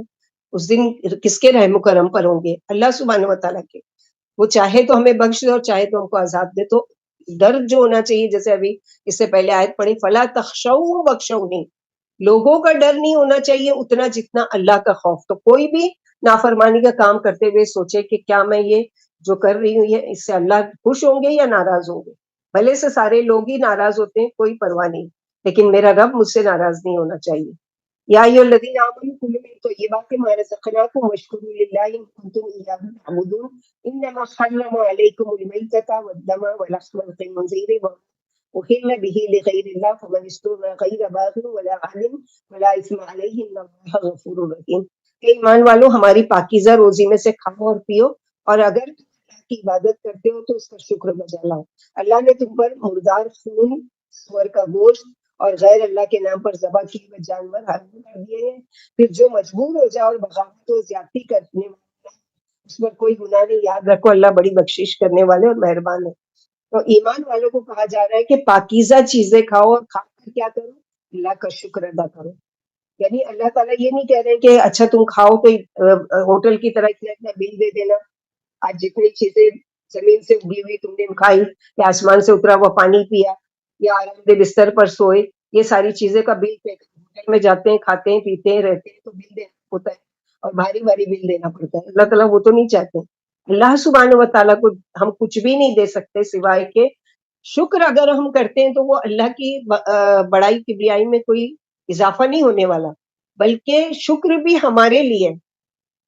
جیسے سورہ ابراہیم اللہ تعالیٰ نے فرمایا کہ وَمَن یشکر لی یشکر لنفسی، یعنی جو شکر کرتا ہے اللہ تعالیٰ کے، دراصل وہ اپنے لیے کرتا ہے، یعنی اس کو اور زیادہ بڑھا کر ملتا ہے. لئن شکرتم لازیدنکم، اگر ہم چاہتے ہیں کہ ہماری نعمتوں میں اضافہ ہو تو بہت زیادہ شکر ادا کریں.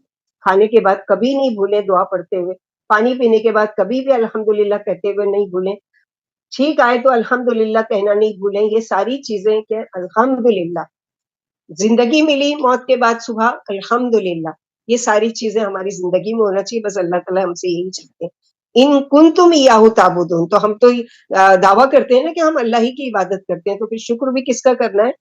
اللہ تعالیٰ کا. من لم یشکر الناس لم یشکر اللہ. اس کا مطلب یہ نہیں کہ لوگوں کا شکر نہیں. اگر کوئی ہمارے ساتھ کوئی کام آ جاتا ہے، کوئی ہمارا کام کر دیتا ہے، کوئی ہمارے مدد کر دیتا ہے، کوئی کسی طرح سے بھی ہمارے کام آتا ہے، تو اس کو کیا کہنا ہے؟ جزاک اللہ خیرا کثیرا. اللہ تعالیٰ آپ کو اس کا بہترین بدلہ دے. تو لوگوں کا بھی شکر کرنا ہے اور اللہ تعالیٰ کا بھی. یا ایھا الذین، اور اس کے علاوہ انما حرم، 4 چیزیں ایسی ہیں وہ بتا دی گئی ہیں سورہ نام میں. اس کے علاوہ بھی دیکھیں گے اور کون کون سی چیزیں حرام ہیں. تو یہاں پر یہ آیت تقریباً 3 یا 4 مرتبہ قرآن میں بار بار آئے گی، سورہ مائدہ میں بھی اور اس کے علاوہ بھی جہاں پر ہم دیکھیں گے. تو کون سی چیزیں؟ نمبر 1، مردار کا گوشت نہیں کھانا ہے، بہتا ہوا جانور کا خون نہیں پینا ہے، خنزیر کا گوشت، سور کا گوشت نہیں کھانا ہے. ہم الحمدللہ کہتے ہیں یہ 3 چیزیں نہیں کھاتے. لیکن لاسٹ والی جو چیز ہے، وما احل به لغیر اللہ، ہر وہ چیز جس پر اللہ کے علاوہ کوئی کا نام لیا گیا ہو. اب سوچ لیں کہ سال بھر میں کتنی ایسی چیزیں ہم بنا کر ثواب کی نیت سے لوگوں کو کھلاتے ہیں جس پر اللہ کے علاوہ غیروں کا نام لیا جاتا ہے. کون کون سی چیزیں سب کو اچھی طریقے سے پتا ہے، کون کون سے مہینوں میں یہ کام کیا جاتا ہے. تو کرنے والے اللہ سے ڈریں، توبہ کریں کہ اللہ تعالیٰ نے ہر وہ چیز، اب چاہے بولے کوئی بات نہیں بسم اللہ کر کے کھا لو، نہیں 1000 بار بھی بسم اللہ کرو، لیکن پہلے اس چیز کو لانے کے لیے، بنانے کے لیے، پکانے کے لیے، اس کو مشہور کرنے کے لیے نام کس کا رکھ دیا گیا؟ تو جس کا نام رکھ دیا گیا وہ غیر اللہ کا ہو گیا. تو اس چیز سے ڈرنا چاہیے، خود بھی کھانے سے بچنا چاہیے اور لوگوں کو بھی کھلانے سے. نبی صلی اللہ علیہ وسلم نے فرمایا کر باقی کو قبول فرماتے ہیں. اس نے ایمان والوں کو وہی حکم دیا ہے جو انبیاء کو دیا. پھر یہ آیت پڑھ کر کہ ایک شخص طویل سفر کی حالت میں، جیسے ہم لوگ پڑھ چکے ہیں یہ حدیث کہ طویل سفر کر کے جاتا ہے، اللہ سے دعا کرتا ہے تو اس کا کھانا اور پینا حرام، تو اللہ کے اس کی دعا کبھی قبول نہیں ہوتی. پھر اس کے علاوہ کیا ہے کہ اگر کوئی مجبور ہو جائے، مثلا ایسی جگہ کوئی پہنچ گیا ہے کہ جہاں پر اس کو کھانے کے لیے کچھ بھی نہیں مل رہا ہے، اب راستے میں کوئی مردار جانور پڑا ہوا ملا، اس کو بھوک کی شدت سے ایسی حالت ہو گئی ہے کہ وہ مر جائے گا، تو اب کیا ہے، وہ حرام کا لقمہ اس میں سے مردار جو ہے تھوڑا سا کھا لے تاکہ اس کی جان بچ جائے. یا کوئی ایسی حرام پینے کی چیز تھی جو عام دنوں میں قطعی حرام ہے، لیکن چونکہ اس کو پیاس کی وجہ سے مر جائے گا، اب وہ اتنا اس میں لے سکتا ہے کہ اتنی دیر کہ بس اس کی جان بچ جائے، آگے جا کے وہ تلاش کرے. تو پھر یہ نہیں ہے کہ ہمیشہ اس کا عادی بن جائے کہ چلو بڑا اچھا لگا مجھے اور اب میں ہمیشہ یہی کھاؤں، نہیں، بلکہ فمن استر غیر باغ ولا عادی نہیں ہو جائے اس کا. ان الذين يكتمون ما انزل الله من الكتاب ويشترون به ثمنا قليلا اولئك ما ياكلون في بطونهم الا النار ولا يكلمهم الله يوم القيامه ولا يزكيهم ولهم عذاب اليم. اولئك الذين اشتروا الضلاله بالهدى والعذاب بالمغفره وما اصبرهم على النار ذلك بان الله نزل الكتاب بالحق وان الذين اختلفوا في الكتاب لفي شقاق بعيد. پیچھے کی آیت میں 4 چیزیں حرام، اس کے علاوہ کون سی چیز حرام ہے جو پیٹ میں نہیں ڈالنا ہے؟ جو لوگ اللہ کی کتاب میں اتری ہوئی باتوں کو چھپاتے ہیں اور اس سے تھوڑی سی قیمت خریدتے ہیں، وہ اپنے پیٹوں میں آگ ہی ٹھوس رہے ہیں. قیامت کے دن اللہ ان سے بات نہیں کریں گے اور نہ انہیں پاک کریں گے، اور انہی کے لیے بڑا دکھ بھرا عذاب ہے. انہی لوگوں نے ہدایت کے بدلے گمراہی اور بخشش کے بدلے عذاب خریدا. پھر کس چیز نے انہیں آگ پر صبر دلایا ہے؟ یہ اس لیے کہ اللہ نے حق کے ساتھ کتاب اتاری ہے، اور جنہوں نے کتاب میں اختلاف کیا وہ یقیناً دور کے اختلاف میں ہیں.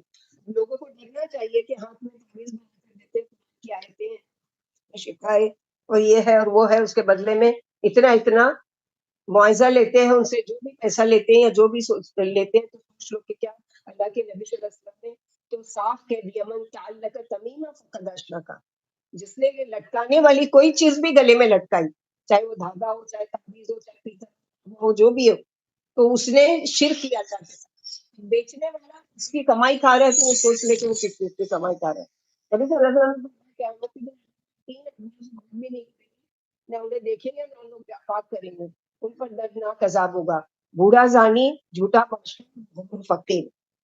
ليس البر أن تولوا وجوهكم قبل المشرق والمغرب ولكن البر من آمن بالله واليوم الآخر والملائكة والكتاب والنبيين وآتى المال على حبه ذوي القربى واليتامى والمساكين وابن السبيل والسائلين وفي الرقاب وأقام الصلاة وآتى الزكاة والموفون بعهدهم إذا عاهدوا والصابرين في البأساء والضراء وحين البأس أولئك الذين صدقوا وأولئك هم المتقون. نیکی صرف اسی بات میں نہیں ہے کہ تم مشرق و مغرب کی طرف رخ کر لو، یعنی پہلے حجت کی گئی نا کیوں پہلے مشرق پھر مغرب، تو یہاں بتائے گی کوئی نیکی بہت بڑی بات نہیں ہے.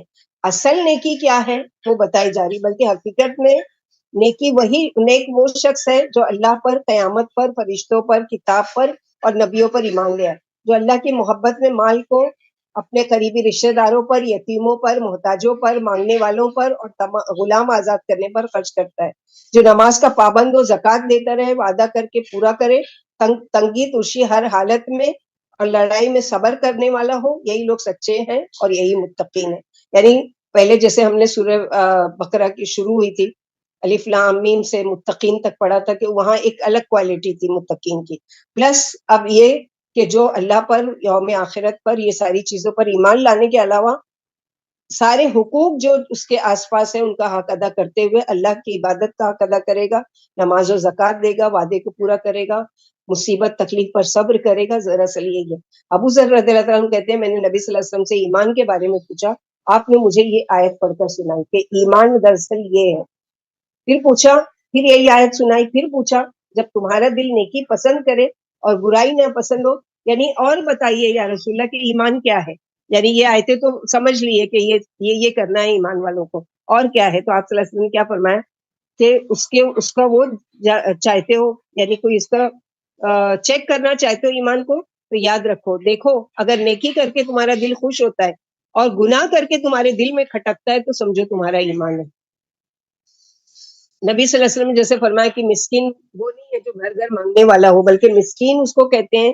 سورہ توبہ میں ہم اس کی ڈیٹیل پڑھیں گے کہ جو مانگتے تو نہیں پھرتا ہے، لیکن اس کو یعنی اس کے حالات سے دیکھ کے آپ سمجھ لیتے ہو کماتا تو ہے لیکن اپنی ضروریات کو پوری نہیں کرتا. ابھی مہینہ جو آتا ہے زکوٰۃ کا، اس میں ایسے ہی لوگوں کو ڈھونڈ ڈھونڈ کر قریبی رشتہ داروں کو، اس کے علاوہ پھر ایسے جاننے والوں کو جو کسی کے آگے ہاتھ نہیں پھیلاتے. آگے آیت آ رہی ہے انفاق فی سبیل اللہ کی، وہاں پر ڈیٹیل دیکھیں گے کہ کن کن لوگوں کو دینا. یا ایھا الذین آمنوا کتب علیکم الصیام یا ایھا الذین آمنوا کتب علیکم القصاص فی القتلى الحر بالحر والعبد بالعبد والانثى بالانثى فمن عفي له من اخيه شيء فاتباع بالمعروف واداء الیہ باحسان ذلک تخفیف من ربکم ورحمۃ ومن اعتدى بعد ذلك فله عذاب الیم ولکم فی القصاص حیات یا اولی الالباب لعلکم تتقون. اے ایمان والو، تم پر قتل کیے جانے والوں کا بدلہ لکھ دیا گیا. یعنی اگر کوئی کسی کو قتل کرتا ہے تو اسلامک قانون کے مطابق بدلے میں اس کو بھی قتل کیا جائے گا. اور قتل کس کو کیا جائے گا؟ آزاد کے بدلے کسی آزاد نے کسی آزاد کو قتل کیا ہے. غلام نے قتل کیا تو غلام ہی کو مارا جائے گا. کسی عورت نے اگر کسی عورت کا قتل کیا تو بدلے میں وہ عورت ہی ماری جائے گی. جس سے اس کے بھائی کی طرف سے کچھ معافی مل جائے تو بھلائی سے پیچھے لگنا اور آسانی سے دیت دینا چاہیے. یہ تمہارے رب کی طرف سے تخفیف و رحمت ہے. پھر جس نے اس کے بعد زیادتی کی اس کے لیے دردناک عذاب ہے. اے عقل والو، تمہارے لیے قصاص میں زندگی ہے، خون سے بچتے رہو. یہاں قتل کا بدلہ سکھایا گیا کہ کس طرح سے، یعنی 3 آپشن دیے گئے. مثلا ایک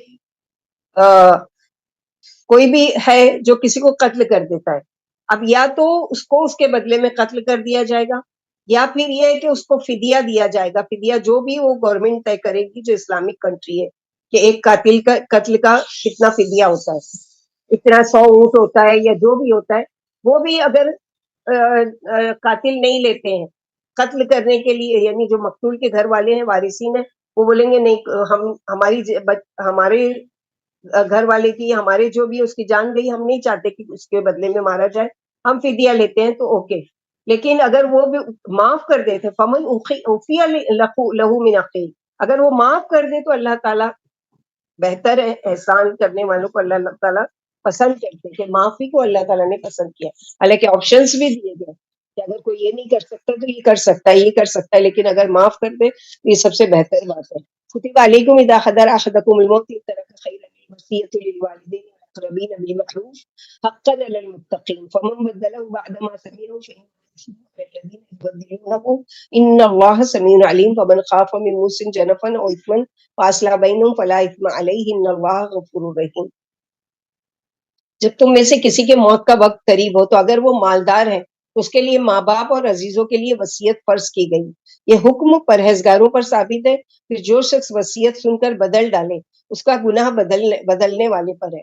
یقیناً اللہ خوب جاننے والے ہیں. پھر اگر کوئی شخص وصیت کرنے والے کی طرف سے کسی کی طرف جھکاؤ کا یا گناہ کا خوف کرے اور ان میں باہمی صلح کرا دے تو اس پر کوئی گناہ نہیں. یاد رکھو اللہ بڑی بخشش کرنے اور بہت مہربان ہے. تو پہلے یہ آیت تھی کہ اپنے ماں باپ کے لیے اور اپنے قریبی رشتے داروں کے لیے وصیت کر کے جانا ہے.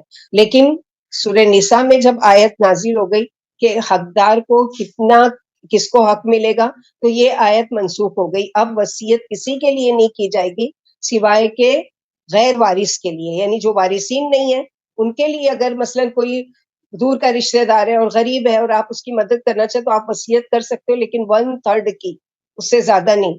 اتنا بھی اللہ کے نبی صلی اللہ علیہ وسلم نے کہا کہ زیادہ ہے.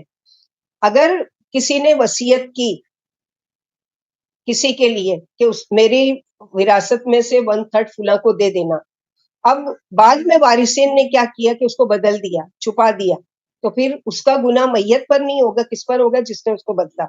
لیکن اگر مرنے والے نے کوئی غلط بات کی وصیت کی ہے کہ مثلا میری طرف سے مزار پر چادر چڑھا دینا، میری طرف سے وہاں پر عرس کروا دینا، میری طرف سے یہ کر دینا، تو وارثین اگر توحید والے ہیں، ان کو پتا ہے کہ یہ شرکیہ یا بدعت کے کام کی وصیت کی گئی ہے، تو اس کو اگر وہ بدل دیتے ہیں تو ان پر کچھ بھی گناہ نہیں ہے. فاصلہ بینہم فلا اثم علیہ ان اللہ غفور الرحیم. یاد رکھیں سارے معاملے میں اللہ تعالیٰ بخشنے والے، رحم کرنے والے. ذرہ برابر بھی اگر کسی کی حق تلفی ہوئی تو اللہ سبحانہ و تعالیٰ اس کو پکڑ کرنے پر بھی قادر ہے اور اللہ تعالیٰ اس کو معاف کرنے پر بھی قادر ہے. یا ایھا الذین آمنوا کتب علیکم الصیام کما کتب علی الذین من قبلکم لعلکم تتقون ایاما معدودات مریض الذین یطیقونہ فدیۃ مسکین ومن تطوع خیرا فهو خیر له وان تصوموا خیر لکم ان کنتم تعلمون. رمضان کی فرض کیے جانے کی آیتیں ہیں. انشاءاللہ باذن اللہ صحیح وقت پر چاند نکلا تو اگلے ٹیوزڈے سے ہم پہلا روزہ رکھیں گے انشاءاللہ. اللہم بلغنا رمضان ما ایمانا و احتسابا وما صحت عافیہ یا رب العالمین. اے ایمان والو، پہلے لوگوں کی طرح تم پر بھی چند دنوں کے روزے فرض کیے گئے کہ تمہیں گناہوں سے بچنے کی عادت ہو جائے. پھر تم میں سے جو بیمار ہو یا سفر میں تو دوسرے دنوں میں تعداد پوری کر لے، اور جن میں روزوں کی طاقت نہیں وہ ہر روز کے بدلے ایک محتاج کو کھانا کھلا دے. اور جس نے نفلی دیکھی کہ وہ اس کے لیے بہتر ہے اور تمہارے لیے روزے رکھنے ہی میں بہتری اگر تمہیں روزے کی ثواب کا علم ہو. تو پہلے جب یہ آیت نازل ہوئی تو چوائس دی گئی تھی کہ چند دن کے ہیں، یا تو 29 ڈیز کے ہوں گے یا 12 گھنٹہ اگر آور کا لیا جائے یعنی گھنٹے کا لیا جائے کہ کتنا گھنٹہ تو 12 یا 14 گھنٹہ. اگر دنوں کا لیا جائے تو 29 ڈیز یا 30 ڈیز، بس اتنے دن تم کو روزے رکھنا ہے اور اتنے ٹائم تک روزہ رکھنا ہے، ایام معدودات. لیکن چھوٹ کس کو ہے؟ کوئی مریض ہے، کوئی سفر میں ہے، کوئی حیض میں ہے، کوئی نفاس میں ہے، کوئی ایسی بیماری میں مبتلا ہے کہ اس کا آگے یعنی وہ نہیں ہونے کا ہے، تو اس کے لیے بدلے میں کیا کیا جائے؟ فدیہ دے دیا جائے. اور اس کے علاوہ کیا تھا کہ اگر تم میں سے کوئی طاقت رکھتا ہے تو روزہ رکھ لے، کوئی طاقت نہیں رکھتا ہے تو فدیہ دے دے. تو پہلے کے اس میں جب یہ نازل ہوئی تو کیا ہوا، لوگ کیا کرتے تھے؟ روزہ نہیں رکھتے تھے، بہتر سمجھتے تھے کہ ہمارے پاس ہے اور ہم کیا کریں کہ مال سے فدیہ دے دیں، وہ زیادہ آسان لگتا تھا. لیکن آگے کی آیت جو ہے وہ اس آیت کو منسوخ کر رہی ہے، جیسے ہم لوگ پڑھ چکے ہیں نا پہلے پارے میں، ما ننسخ من آیت او ننسیھا. تو یہاں پر دونوں حکم موجود ہیں، لیکن پہلی چیز منسوخ ہو گئی اور دوسری چیز موجود ہے. آیت دونوں موجود ہے لیکن حکم ایک منسوخ ہو گیا اور ایک موجود ہے. اسی طرح ماں باپ کی وصیت کے لیے منسوخ ہو گیا، کینسل ہو گیا وہ آیت یعنی وہ حکم، اور آگے سورہ نساء میں اس کے بدلے میں دوسری چیز لائی گئی. شاہ رمضان الذی انزل فیہ القرآن ھدی للناس وبینات من الھدی والفرقان فمن شہد منکم الشہر فلیصمہ ومن کان مریضا او علی سفر فعدۃ من ایام اخر یرید اللہ وَلِتُكْمِلُوا الْعِدَّةَ وَلِتُكَبِّرُوا اللَّهَ عَلَىٰ مَا هَدَاكُمْ وَلَعَلَّكُمْ تَشْكُرُونَ. رمضان کا مہینہ وہ مہینہ ہے جس میں اتارا گیا جو لوگوں کے لیے ہدایت، اور جس میں ہدایت کی اور جھوٹ اور سچ میں پہچان کرنے کی صاف صاف روشن دلیلیں ہیں. پھر تم میں سے جو شخص اس میں غیر مسافر واجب ہے. اب یہ آیت آ کر کیا کر رہی ہے؟ چوائس ختم کر رہی ہے. جو روزہ رکھ سکتا ہے رکھے، جو نہیں رکھ سکتا ہے فدیہ دے. ختم ہو گئی وہ چوائس. کیا ہے؟ جو تم میں سے موجود ہے مہینے میں، یعنی رمضان آ گیا اور وہ صحت کے ساتھ ہے، وہ مسلمان ہے، وہ بالغ ہے، وہ عقل مند ہے، وہ بیمار نہیں ہے، صحت مند ہے، تو اب اس پر فرض ہے کہ وہ روزہ رکھے گا بغیر کسی شرعی عذر کے. اگر اس نے ایک روزہ چھوڑا تو ساری زندگی اگر وہ روزہ رکھے گا تو بھی اس رمضان کو نہیں پا سکتا. اور دوسری چیز ہے کہ جیسے ہم لوگ اس سے پہلے پڑھ چکے استقبال رمضان میں کہ اللہ کے نبی صلی اللہ علیہ وسلم کو دکھایا گیا کہ کچھ لوگوں کو دیکھا جہنم میں کہ ان کے منہوں کو چیرا جا رہا ہے. تو کس لیے؟ یا تو روزہ نہیں رکھتے تھے یا وقت سے پہلے افطار کر دیا کرتے تھے. تو اس چیز سے ڈرنا چاہیے. تو اب یہ آیت کیا ہے کہ روزہ رکھنا واجب، اور جو بیمار ہو یا سفر میں اسے دوسرے دنوں میں تعداد یعنی قضا روزے کی چھوٹ دی گئی ہے. اگر سفر میں مشکل سفر ہے، نہیں رکھ سکتے، تو اس کے لیے بہتر ہے کہ وہ چھوڑ دے اور بعد میں اس کی قضا کرے، لیکن قضا کرنا پڑے گی. چھوٹ نہیں دی گئی ہے کہ رکھے تو ٹھیک ہے، نہیں رکھے تو کوئی بات نہیں، کیونکہ اللہ تم پر آسانی کرنا چاہتے، سختی نہیں چاہتے. وہ چاہتے کہ تم تعداد پوری کرو، یعنی بعد میں جا کے قضا پوری کرو اور اس کی بخشی ہوئی ہدایت پر اس کی بڑائیاں بیان کرو اور اس کا شکر بجائے. اللہ کا شکر ادا کرو. اللہ نے ایسا دین دیا ہے جس میں ہمارے لیے اتنی آسانیاں ہیں، آپشنز دیے گئے ہیں ہماری سہولت کے مطابق. کیونکہ اللہ سبحانہ وتعالیٰ نے، جیسے ابھی ہم پڑھیں گے تیسرے پارے میں، لا یکلف اللہ نفسا الا وسعها، اللہ تعالیٰ نے کسی بھی جان پر اس کی طاقت سے زیادہ بوجھ نہیں ڈالا ہے. تو یہ آسانیاں جو ہے اللہ کے نبی صلی اللہ علیہ وسلم کو چوائس دی جاتی تھی تو آپ آسانی کو اختیار کرتے تھے. کیوں؟ اس لیے کہ اگر مشکل چیزوں کو لیتے تو آج امت پر اس پر عمل کرنا مشکل ہو جاتا. اس لیے آپ صلی اللہ علیہ وسلم کیا کرتے تھے، جب چوائس دی جاتی تھی یہ ایسا کر لو یا ویسا کر لو، تو آپ آسان چیزوں کو دیکھتے تھے. وَإِذَا سَأَلَكَ عِبَادِي عَنِّي فَإِنِّي قَرِيبٌ أُجِيبُ دَعْوَةَ الدَّاعِ إِذَا دَعَانِ فَلْيَسْتَجِيبُوا لِي وَلْيُؤْمِنُوا بِي لَعَلَّهُمْ يَرْشُدُونَ. اے نبی صلی اللہ علیہ وسلم، جب آپ سے میرے بندے میرے بارے میں پوچھیں تو میں قریب ہی ہوں، میں پکارنے والے کی پکار کو سنتا ہوں جب وہ مجھے پکارے، لہٰذا لوگوں کو مجھے سے دعائیں مانگنی چاہیے اور مجھ پر یقین رکھنا چاہیے تاکہ ہدایت پائے. تو رمضان کے بیچ میں یہ آیتوں کے لانے کا مقصد کیا ہے کہ یہ مہینہ جو ہے پورا ایک ایک منٹ دعا کی قبولیت کا مہینہ ہے. فاسٹ بھی ہے، افطار کے وقت، رات کی گھڑیوں میں، سحری کے وقت اور اذان کے بعد، یہ ساری چیزیں جیسے کہ اللہ کے رسول صلی اللہ علیہ وسلم نے فرمایا جب بندہ اپنے اللہ کے سامنے دونوں ہاتھ پھیلا کر مانگتا ہے تو اللہ اسے خالی ہاتھ پھیرنے سے شرماتے ہیں. جو مسلمان اللہ سے گناہ یا قطع رحمی کے علاوہ جو بھی دعا مانگتا ہے تو اللہ اسے ان تین چیزوں میں سے ایک چیز ضرور عطا فرماتے ہیں، یا تو اس کی دعا فوراً قبول ہو جاتی ہے، یا آخرت کے لیے ذخیرہ بنا دی جاتی ہے، یا کوئی آنے والی مصیبت ہٹا دی جاتی ہے. صحابہ بولے پھر تو ہم خوب خوب دعائیں مانگیں گے. فرمایا اللہ بھی خوب قبول کرنے والے، یعنی اللہ کے وہاں ایسا نہیں ہے کہ تم خوب مانگو گے تم کو تھوڑا ہی ملے گا، بلکہ جتنا مانگو گے اس سے کہیں زیادہ اللہ تعالیٰ دینے پر قادر ہے. نبی صلی اللہ علیہ وسلم نے فرمایا افطار کے وقت روزے دار کی دعا قبول ہوتی ہے. ابن عمر ان کی بیوی بچے افطار کے وقت خاص طور سے کثرت سے دعائیں مانگا کرتے تھے. افطار کے وقت دعا رد نہیں کی جاتی ہے، اسی لیے خاص طور پر افطار کے وقت آخر تک کچن میں بزی نہیں رہے، بلکہ کیا کریں 5 منٹ 10 منٹ وقت نکال کر ٹھنڈا کھائیں گے کوئی بات نہیں، لیکن یہ قیمتی وقت ہاتھ سے نہیں جانا چاہیے کہ دسترخوان پر بیٹھ کر سب کو لے کر بیٹھے اور سب کو کہیں، بچوں کو شوق دلائیں کہ چلو تم ایک دعا مانگو، تم ایک دعا مانگو. جیسے کل کے ہم لیکچر میں تھے تو ایک اسکالر وہاں پر تھی تو وہ بتا رہی تھی کہ بچوں کو شوق دلانے کے لیے آپ کیا کیجیے، ایک ایک دعا لکھ کر ایک اس میں مگ میں باؤل میں کسی میں بھی رکھیے اور ان کو کہیے کہ اس میں سے ایک دعا نکالو اور پڑھو. تو اس طرح ان کو شوق بھی ہوگا، ایک ان کو انٹرٹینمنٹ اور ایک ان کے ساتھ ایک وہ ایکٹیویٹی بھی ہو جائے گی. تو اس طرح بھی کیا جا سکتا ہے کہ گھر والوں کو بھی شامل کرنا ہے. لیکن 3 آدمیوں کی دعا اللہ تعالیٰ کبھی بھی رد نہیں کرتے، یعنی گارنٹی ہے. ایک عادل بادشاہ کی، دوسری روزے دار کی جب تک روزہ نہ کھول لے، اور مظلوم کی جب بھی وہ ظالم کے خلاف بددعا کرے گا اللہ تعالیٰ اس کی ضرور دعا قبول کرتے. اور بھی ہیں جن کی دعائیں اللہ تعالیٰ قبول کرتے ہیں، جیسے ماں باپ کی اولاد کے حق میں، اور مسافر کی سفر کی حالت میں. احل لکم لیلۃ الصیام الرفث الی نسائکم ہن لباس لکم وانتم لباس لہن علم اللہ انکم کنتم تختانون انفسکم فتاب علیکم وعفی عنکم فلا تباشروہن وابتغوا ما کتب اللہ لکم وکلوا واشربوا حتی یتبین لکم الخیط الابیض من الخیط الاسود من الفجر ثم اتموا الصیام الی اللیل ولا تباشروہن وانتم عاکفون فی المساجد تلک حدود اللہ فلا تقربوها کذالک یبین اللہ آیاتہ للناس لعلہم یتقون. تمہیں روزے کی راتوں میں اپنی بیویوں سے ملنا حلال ہے، وہ تمہارا لباس ہے، تم ان کا لباس ہو. اللہ کو معلوم ہے کہ تم اپنی جانوں سے خیانت کرتے ہو، اللہ نے تمہاری توبہ قبول کر کے تم سے درگزر کی. اب تمہیں ان سے ملنے کی اور اللہ کی لکھی ہوئی نعمت کو ڈھونڈنے کی اجازت ہے، اور کھانے پینے کی بھی، جب تک صبح کا سفید دھاگا سیاہ دھاگے سے الگ نہ ہو جائے. پھر تم رات تک روزہ پورا کرو اور مسجدوں میں حالت اعتکاف میں اپنی بیویوں سے صحبت نہ کرو، یہ اللہ کی حدیں ہیں، ان کے قریب بھی نہ جاؤ. اللہ لوگوں کے لیے اس طرح اپنی آیتیں بیان کرتے تاکہ وہ گناہوں سے بچ جائیں. اب پہلے شروع میں جب روزے فرض کیے گئے تو راتوں کو بھی رمضان میں منع کر دیا گیا کہ اپنی بیویوں سے کوئی تعلق نہیں رکھ سکتے.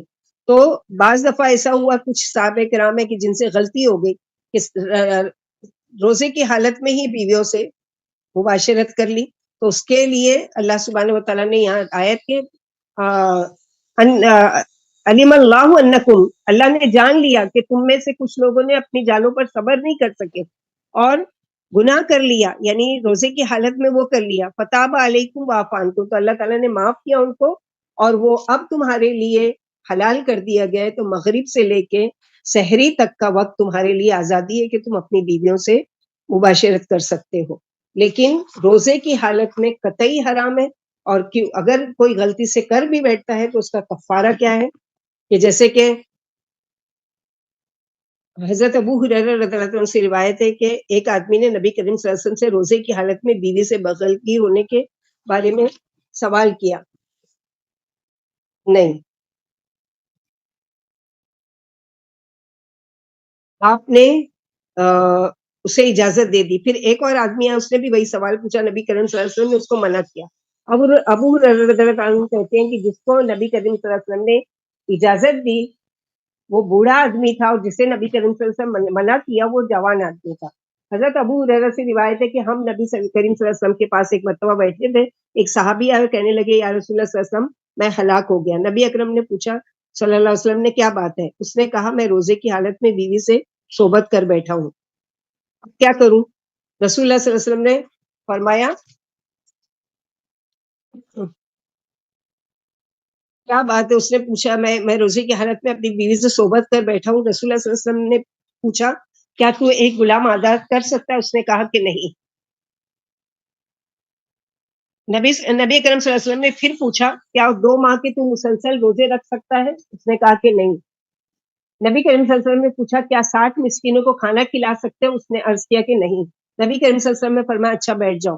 نبی اکرم تھوڑی دیر کے بعد رکے صلی اللہ علیہ وسلم. ہم ابھی اسی حالت میں بیٹھے تھے کہ نبی صلی اللہ علیہ وسلم کی خدمت میں کھجوروں کا عرق لایا گیا, یعنی ٹوکرا لایا گیا کھجور کا. نبی کریم صلی اللہ علیہ وسلم فرمائے مسئلہ پوچھنے والا کہاں ہے؟ اس نے کہا میں حاضر ہوں. آپ صلی اللہ علیہ وسلم نے فرمایا لے جاؤ اور یہ اپنے کفارے کے طور پر یہ کھجوروں کو کیا کرو, صدقہ کر دو. تو اس شخص نے کیا کہا, یا رسول اللہ صلی اللہ علیہ وسلم یعنی میں واللہ مدینے کی ساری آبادی کوئی ایسی نہیں ہے کہ کوئی گھر ایسا نہیں ہے جو مجھ سے زیادہ محتاج ہو. اس پر آپ صلی اللہ علیہ وسلم ہنس دیے اور آپ صلی اللہ علیہ وسلم نے کہا کہ ٹھیک ہے تم ہی جا کر اس صدقے کو یعنی تم ہی استعمال کرو. تو کفارہ کیا ہے؟ اگر کوئی غلطی سے ایسا کر لیتا ہے تو اس کا کفارہ کیا ہے کہ اس کو یا تو ایک غلام آزاد کرنا پڑے گا, یا 60 مسکینوں کو کھانا کھلانا پڑے گا, یا 60 روزے مسلسل رکھنا پڑے گا. یہ کیوں ہے؟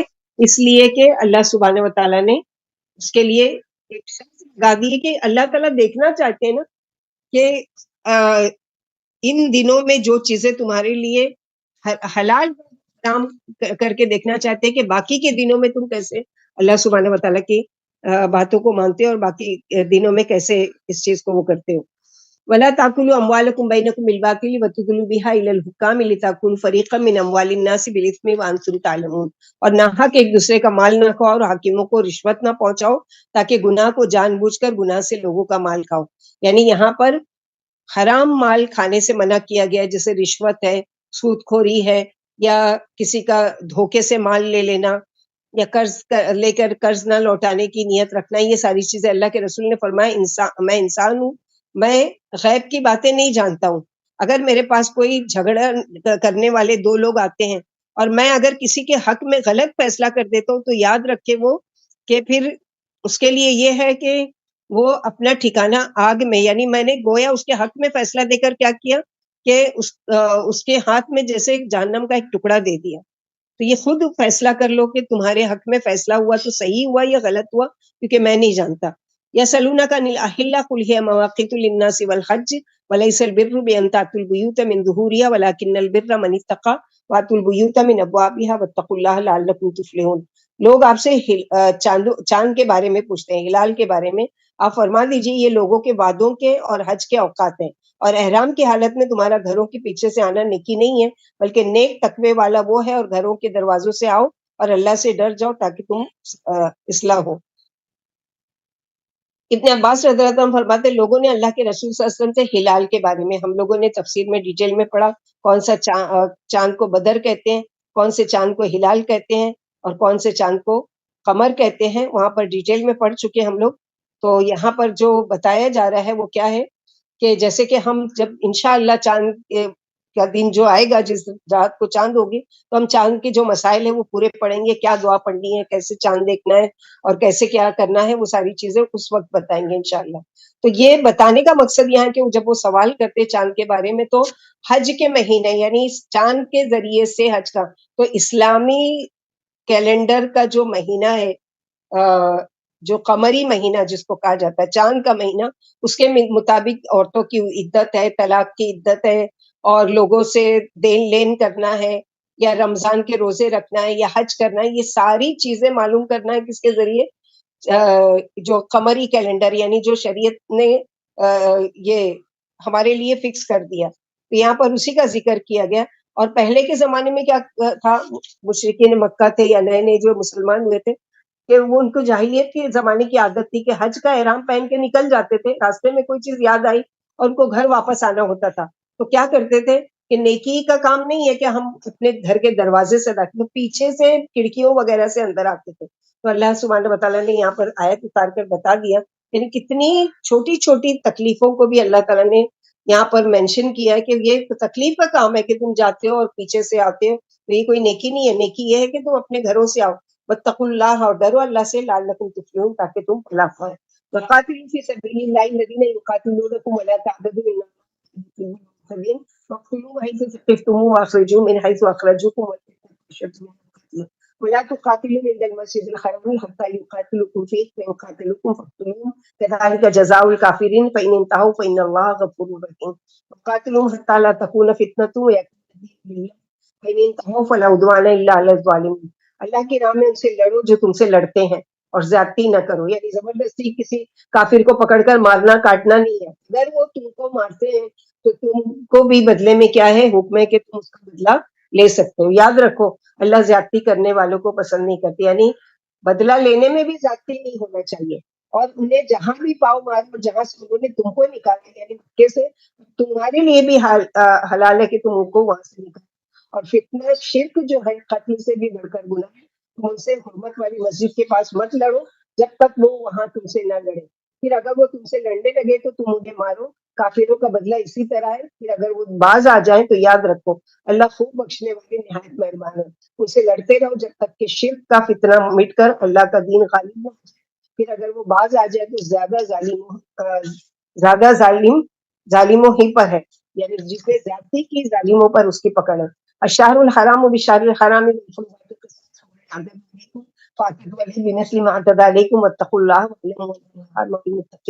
حرمت والا مہینہ حرمت والے مہینے کے بدلے میں اور حرمتوں کی برابری ہے.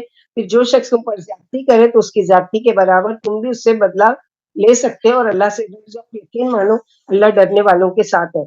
وَأَنفِقُوا فِي سَبِيلِ اللَّهِ وَلَا تُلْقُوا بِأَيْدِيكُمْ إِلَى التَّهْلُكَةِ وَأَحْسِنُوا إِنَّ اللَّهَ يُحِبُّ الْمُحْسِنِينَ.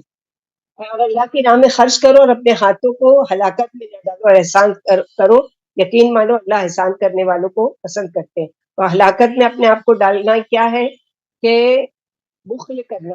اللہ تعالیٰ نے مال دیا ہے, اب مال ملا ہے تو خود بھی خرچ کرو. خود تمہارے چہرے سے, پہننے اوڑھنے سے, تمہاری حالات دیکھ کر پتہ چلے کہ تم پر اللہ کا بڑا فضل و کرم ہے. لوگ کیا کرتے ہیں کہ نہ اپنے اوپر خرچ کرتے ہیں, نہ اللہ کی راہ میں خرچ کرتے ہیں, نہ اللہ کی مخلوق پر خرچ کرتے ہیں. تو یہاں پر یہ کہ ہلاکت میں مت ڈالو بخل کر کے, بلکہ کیا ہے اللہ تعالیٰ نے مال دیا ہے تو کھاؤ, کلو واشربوا ولا تسرفوا. کھانے پینے سے منع نہیں کیا گیا ہے, پہننے اوڑھنے سے منع نہیں کیا ہے, اچھی حالت میں رہنے سے منع نہیں کیا, لیکن اسراف کرنے سے منع کیا. فضول خرچی, بیجا خرچ کرنا اور اللہ کی ناراضگی کے کاموں میں خرچ کرنا. وَأَتِمُّوا الْحَجَّ وَالْعُمْرَةَ لِلَّهِ فَإِنْ أُحْصِرْتُمْ فَمَا اسْتَيْسَرَ مِنَ الْهَدْيِ وَلَا تَحْلِقُوا رُءُوسَكُمْ حَتَّى يَبْلُغَ الْهَدْيُ مَحِلَّهُ وَمَنْ كَانَ مِنكُم مَّرِيضًا وَبِهِ أَذًى مِّن رَّأْسِهِ فَفِدْيَةٌ مِّن صِيَامٍ أَوْ صَدَقَةٍ أَوْ نُسُكٍ فَإِذَا أَمِنْتُمْ فَمَن تَمَتَّعَ بِالْعُمْرَةِ إِلَى الْحَجِّ فَمَا اسْتَيْسَرَ مِنَ الْهَدْيِ وَمَن لَّمْ يَجِدْ فَصِيَامُ ثَلَاثَةِ أَيَّامٍ فِي الْحَجِّ وَسَبْعَةٍ إِذَا رَجَعْتُمْ تِلْكَ عَشَرَةٌ كَامِلَةٌ ذَلِكَ لِمَن لَّمْ يَكُنْ أَهْلُهُ بِالْمَسْجِدِ الْحَرَامِ وَاتَّقُوا اللَّهَ وَاعْلَمُوا أَنَّ اللَّهَ شَدِيدُ الْعِقَابِ. اور حج اور عمرہ اللہ کے لیے پورا کرو. تو یاد رکھو عمرہ کرنا, حج کرنا کس کے لیے ہونا چاہیے؟ اللہ کے لیے. حاجی کہلانے کے لیے نہیں, لوگوں میں شہرت اور ناموری کے لیے نہیں, اپنے اسٹیٹس پر ہم عمرہ کرنے آئے ہیں, ہم حج کرنے آئے ہیں, یہ ڈالنے کے لیے نہیں, بلکہ حج اور عمرہ کس کے لیے ہونا چاہیے؟ صرف اور صرف اللہ تعالیٰ کے لیے. اب حج کا بیان ہے اور حکم ہے کہ یعنی اور پھر اگر تمہیں روک لیا جائے تو جو قربانی میسر ہو کر ڈالو, اور سر نہ منڈواؤ جب تک کہ قربانی اپنی جگہ نہ پہنچ جائے. یعنی حلق جس کو کہا جاتا ہے, یعنی سر کا بال کٹوانا یا بال منڈوانا. اگر تم میں سے کوئی بیمار ہو یا اس کے سر میں تکلیف ہو, احرام کی حالت میں ہے, سر کے بال نہیں توڑنا ہے نہ کٹوانا ہے, لیکن اب سر میں تکلیف ہو گئی, اب کیا کرے؟ اسلام اس میں بھی اجازت دیتا ہے, فدیہ دے دو. یعنی کیا فدیہ دو؟ یعنی روزے رکھ لے, یا صدقہ دے دے, یا قربانی کر دے. 3 آپشن یہاں پر بھی, جیسے قصاص میں تھے 3 آپشن, اب یہاں پر بھی ہے کیا کرے؟ فدیہ دے دے, یعنی جانور اپنی طرف سے کعبے میں بھیج کر ذبح کروا دے, یا پھر روزے رکھ لے اور یا پھر صدقہ دے دیں یا قربانی. پھر جب تم حالت امن میں ہو تو جو عمرے سے حج تک فائدہ اٹھائے اسے جو قربانی آسانی سے میسر آ جائے وہ کر ڈالے. لیکن جسے قربانی مقدور نہ ہو وہ حج میں 3 روزے رکھ لے اور 7 گھر جا کر پورے 10 ہو جائیں گے. یہ حکم مسجد حرام کے پاس نہ رہنے والوں کے لیے, اور اللہ اس سے ڈرتے رہو, یقین مانو اللہ سخت عذاب دینے والا. یعنی پہلے کیا تھا, جانور لے کر ساتھ میں نکلتے تھے احرام کی حالت میں اور پھر لوٹ لیے جاتے تھے. اب حج کا احرام تو پہن لیے, کرنا ضروری ہے, اب جانور نہیں ہے تو اللہ تعالیٰ نے وہ بھی آپشن دیا ہے کہ ٹھیک ہے, 1 تاریخ سے لے کے 7 تاریخ تک حج کے دن ہے, اس میں 3 روزے رکھ لو اور پھر واپس جب اپنے گھر پہنچ جانا, جب 7 روزے یعنی ٹوٹل 10 روزے پورے کر لینا. آج کے دور میں بھی وہ رقم لے کر گیا ہے, مثلا اس کا مال چوری ہو گیا, اس کا کریڈٹ کارڈ بھی ڈیبٹ کارڈ بھی چلا گیا, اس کا سب کچھ چلا گیا, وہ کیا کرے, لوگوں سے بھیک مانگے کہ مجھے پیسہ دو تاکہ میں قربانی کروں؟ نہیں, اس کے لیے آپشن ہے کہ وہ 3 روزے رکھ لے اس کے دنوں میں اور ساتھ آ کر اپنے گھر میں پورا کر لے, اور نیت بھی کرے کہ اللہم محلی حیث حبستنی. احرام پہنتے ہوئے یہ نیت بھی کر لے کہ اے اللہ, اگر احرام تو ہم پہن رہے لیکن اگر کسی وجہ سے کہیں روک لیے جائیں تو وہیں پر ہمارا احرام کھل جائے گا, تو اس کے بدلے میں پھر اس کو فدیہ نہیں دینا پڑے گا. الحج اشہر معلومات فمن فرض فیہن الحج فلا رفث ولا فسوق ولا جدال وما تفعلوا من خیر یعلمہ اللہ وتزودوا فإن خیر الزاد التقوی واتقون یا اولی الالباب. حج کے مہینے معلوم ہے, پھر جو شخص ان مہینوں میں اپنے اوپر حج فرض کر لے اور اسے حج میں بیوی سے ملنا, گناہ کرنا اور لڑنا جھگڑنا جائز نہیں ہے. اللہ تمہاری ہر نیکی جانتے ہیں اور سامان سفر لے لیا کرو, اور یاد رکھو بہترین توشہ اللہ کا ڈر ہے, اور اہل دانش مجھ ہی سے ڈرتے رہو. اب حج میں ہوتا کیا ہے کہ چلو بیوی سے کوئی وہ نہیں کر رہے ہیں, گناہ کے کام نہیں کر رہے ہیں, لیکن لڑنا جھگڑنا, نماز کی جگہ نہیں مل رہی اس لیے لڑ رہے ہیں, دھکم دھکی ہو رہی ہے اس پہ لڑائی کر رہے ہیں, بھوک پیاس میں کھانا نہیں مل رہا ہے تو لڑائی جھگڑا, تو یہ ساری چیزیں منع کیے گئے. 3 کام نہیں کرنا ہے احرام کی حالت میں حج کے دنوں میں, فلا رفث ولا فسوق ولا جدال فی الحج. تو ان ساری چیزوں میں گویا جو حج کا سارے احکام ہے اور حج کی جو عبادت ہے وہ بھی مکمل کیا ہے, صبر کی تلقین کرتی ہے کہ اللہ کے لیے صبر کرو. لیس علیکم جناح ان تبتغوا فضلا من ربکم فاذا افضتم من عرفات فاذکروا اللہ عند المشعر الحرام واذکروه ان کنتم من قبلہ لمن الضالین.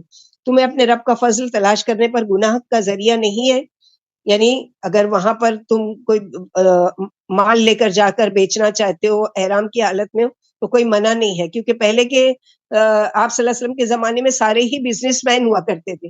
اب 1 مہینہ ان کو تو 3 مہینہ پہلے نکلنا پڑتا تھا کہ دور کے سفر ہوتے تھے, تو 3 مہینہ بزنس کریں گے تو کتنا لاس ہوگا. تو اگر تم بزنس وہاں کرنا چاہتے ہو, جیسے آج کے دنوں میں بھی دیکھا جاتا ہے حج میں کہ احرام کی حالت میں ہوتے ہیں لیکن عورتیں ہیں مرد ہیں سامان بھی بیچ رہے ہوتے ہیں, تو اس میں اللہ تعالیٰ نے کہا لیس علیکم جناح, تم پر کوئی گناہ نہیں اگر تم اپنا ساتھ میں روزی روٹی بھی کما رہے ہو اور حج بھی کی نیت کر رہے ہو, تو کوئی وہ نہیں ہے, یہ فضل ہے تمہارے رب کی طرف سے.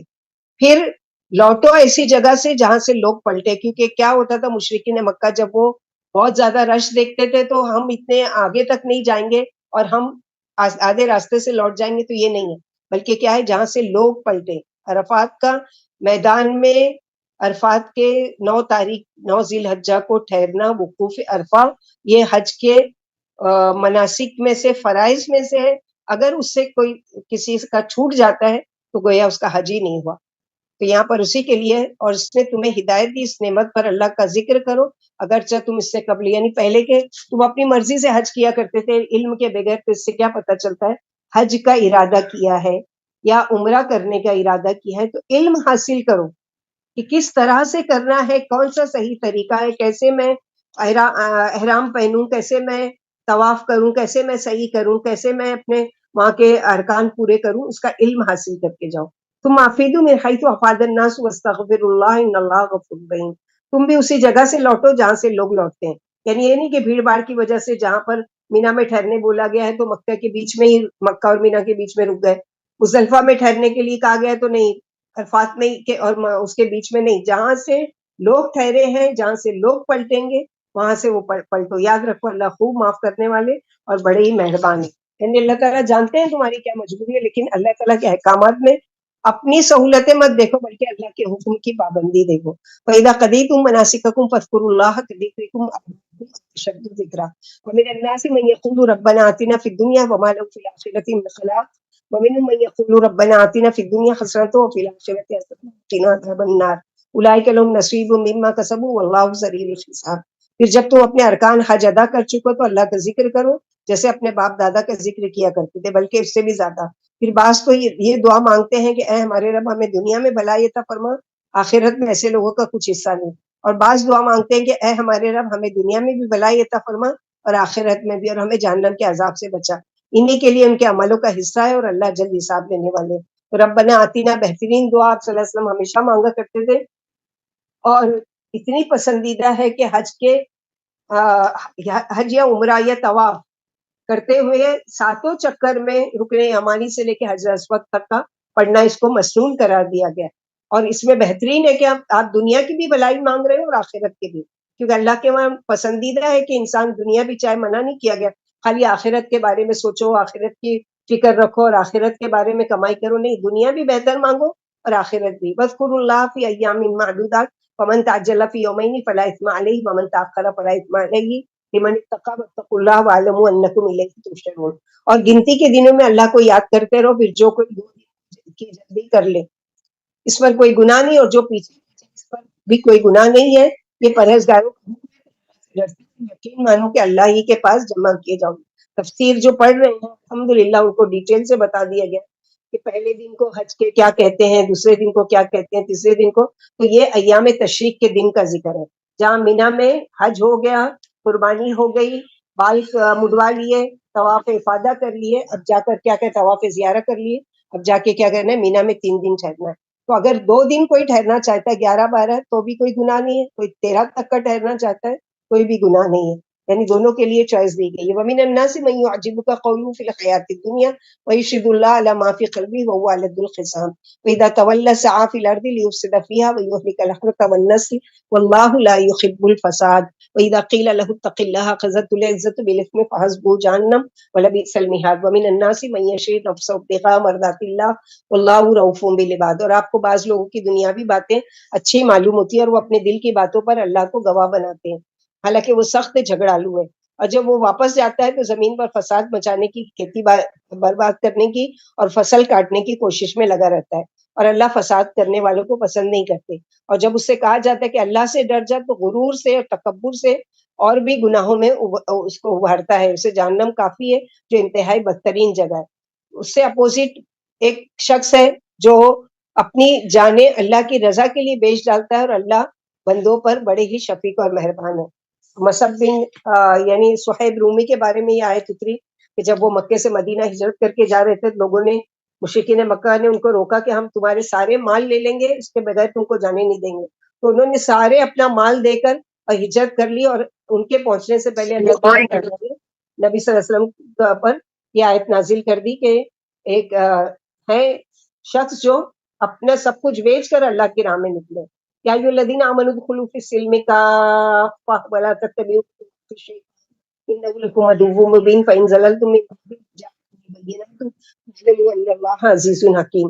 اے ایمان والو، اسلام میں پورے کے پورے داخل ہو جاؤ اور شیطان کے قدموں کی پیروی نہ کرو، وہ تمہارا کھلا دشمن ہے.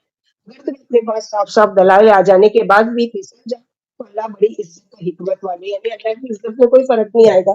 تم اپنے آپ کو ہدایت سے دور رکھتے ہو تو اللہ کے وہاں تمہاری پکڑ ہوگی. اللہ تعالیٰ کی کبریائی بڑائی میں کوئی کمی نہیں آنے والی. هل ينظرون الا في ظلال من الغمام والملائکۃ وقضی الامر والى اللہ ترجع الامور. کیا یہ اس بات کے انتظار میں ہے کہ اللہ ان کے پاس ابر کے سایوں میں آ جائے اور فرشتے بھی، اور جھگڑوں کا فیصلہ کر دیا جائے، اور اللہ ہی تمام کاموں کا فیصلہ کرنے والے. تو یاد رکھو اللہ کے وہاں سارے کام لوٹنے والے ہیں، اور یہ جو ان کی خواہش ہے کہ وہ اللہ کو سایوں میں دیکھنا چاہتے ہیں اور فرشتوں کو، تو یہ ابھی تو نہیں ہوگا، قیامت کے دن. یعنی دنیا میں کوئی آنکھ اللہ سبحانہ وتعالیٰ کو نہیں دیکھ سکتی. سورہ انعام میں ہم پڑھیں گے لا تدرک الابصار ویدرک الابصار. لوگوں کی نگاہیں اللہ کو نہیں دیکھ سکتی، لیکن اللہ تعالیٰ کی نگاہوں میں سارے لوگ ہیں. سل بنی اسرائیل کما آتیناہم من آیۃ بینہ ومن یبدل نعمت اللہ من بعد ما جاءتہ فإن اللہ شدید العقاب زین للذین کفروا الحیاۃ الدنیا ویسخرون من الذین آمنوا والذین اتقوا فوقهم یوم القیامہ واللہ یرزق من یشاء بغیر حساب لما جعلنا منهم. اب آپ بنی اسرائیل سے پوچھے کہ ہم نے انہیں کتنی واضح نشانیاں دی کہ جو اللہ کی نعمت اپنے پاس آ جانے کے بعد بدل ڈالے، اور یاد رکھے کہ اللہ بڑے سخت عذاب دینے والے ہیں. کافروں کے لیے دنیاوی زندگی خوبصورت بنا دی گئی ہے، ایمان والوں کا مذاق اڑاتے ہیں، اور قیامت کے دن متقی ان سے بلند اعلیٰ درجے پر ہوں گے. اللہ جسے چاہتے ہیں بے حساب فرماتے ہیں. یعنی دنیا میں یہ اللہ تعالیٰ کے ماننے والے تم کو غریب مسکین لگ رہے ہیں، لیکن اللہ تعالیٰ قیامت کے دن عزت دیں گے، اس پر انبیاء اور شہداء بھی رش کر رہے ہوں گے. کان الناس امۃ واحدۃ نبیین مبشرین ومنذرین وانزل معهم الکتاب بالحق لیحکم بین الناس فیما اختلفوا فیہ وما اختلف فیہ الا الذین اوتوہ من بعد ما جاءتهم البینات بغیا بینہم فہدی اللہ الذین آمنوا لما اختلفوا فیہ من الحق بإذنہ واللہ یہدی من یشاء الی صراط مستقیم. لوگوں کی ایک ہی جماعت تھی، پھر اللہ نے نبیوں کو بشیر و نذیر بنا کر بھیجا، اور ان کے ساتھ حق و صداقت والی کتابیں بھی اتاری تاکہ لوگوں کے اختلافوں کا فیصلہ ہو جائے. اور اہل کتاب نے اپنے پاس روشن دلائل آ جانے کے بعد باہمی بغض و عناد کی وجہ سے اس میں اختلاف کیا. پھر اللہ نے ایمان والوں کو اپنے ارادے سے اس اختلاف میں صحیح بات کی رہنمائی فرمائی، اور اللہ جسے چاہتے ہیں سیدھی راہ کی رہنمائی کرتے ہیں. اہدنا الصراط المستقیم یا رب. اللہ تعالی ہم سب کو بھی سیدھا راستہ نصیب کرے. ام حسبتم ان تدخلوا الجنة ولما يأتكم مثل الذين خلوا من قبلكم مستهم البأساء والضراء وزلزلوا حتى يقول الرسول والذين آمنوا معه متى نصر الله ألا إن نصر الله قريب. کیا تمہارا یہ گمان ہے کہ تم ان حالات میں مبتلا ہوئے بغیر جو پہلوں پر آ چکے ہیں جنت کے حقدار بن جاؤ گے؟ انہیں بیماریوں اور مصائب نے آگھیرا اور یہاں تک کہ جھنجھوڑ دیے گئے کہ پیغمبر اور ایمان والے کہنے لگے اللہ کی مدد کب آئے گی؟ یاد رکھو اللہ کی مدد قریب ہے.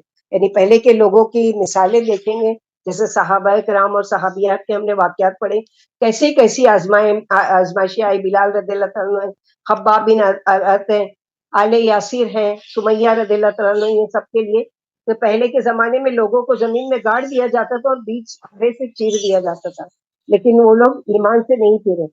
یسألونک ماذا ينفقون قل ما انفقتم من خیر فللوالدین والاقربین والیتامى والمساکین وابن السبیل وما تفعلوا من خیر فإن اللہ به علیم. لوگ آپ سے پوچھتے ہیں کہ وہ کیا خرچ کرتے ہیں، آپ کریں. آپ فرما دیجئے کہ تم جو مال خرچ کرو وہ ماں باپ کے لیے، عزیزوں کے لیے، یتیموں کے لیے، محتاجوں کے لیے، مسافروں کے لیے، اور تم جو بھی نیکی کرو گے اللہ اس سے خوب واقف ہے. تو سب سے پہلے مال خرچ کرنے کے حقدار کون ہیں؟ اپنے بیوی بچوں سے بھی پہلے ماں باپ حق ہے. اور آج الٹا کیا جاتا ہے، بیوی بچوں کے تو خوب حقوق ادا کیے جاتے ہیں اور ماں باپ کو جاتے ہیں. تو حق صحابہ کرام نے پوچھا کہ کیا خرچ کرے، تو بولیا سب سے پہلے شروعات کرو اپنے ماں باپ سے. کتب علیکم القتال وهو کرہ لکم وعسى ان تکرہوا شیئا وهو خیر لکم شیئا وهو شر لکم واللہ یعلم وانتم لا تعلمون.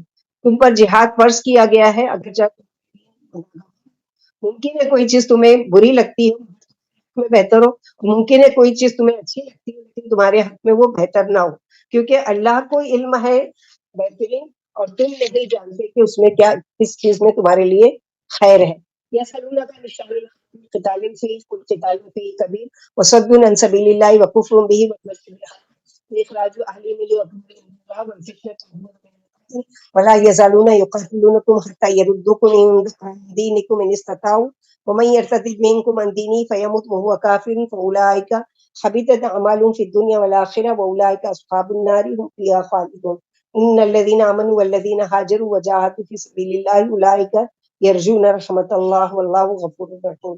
لوگ آپ سے حرمت والے مہینوں میں جنگ کے بارے میں پوچھتے ہیں، آپ جواب دیں کہ ان میں جنگ کرنا گناہ عظیم ہے، لیکن اللہ کے ساتھ کفر کرنا، لوگوں کو اس کی راہ سے روکنا، انہیں حرمت والی مسجد میں نہ جانے دینا اور حرم کے رہنے والوں کو حرم سے نکالنا اللہ کے نزدیک اس سے بھی بڑا گناہ ہے. اور فتنہ یعنی شرک قتل سے کہیں بڑھ کر ہے. مشرک مغلوب ور تمہیں تمہارے دین سے لوٹانے کے لیے تم سے برابر جنگ کرتے رہیں گے، اور تم میں سے جو اپنے دین سے پھر جائے گا اور کفر پر مر جائے گا دنیا آخرت میں اس کے اعمال برباد ہو جائیں گے، وہ جہنمی ہے جس میں وہ ہمیشہ رہے گا.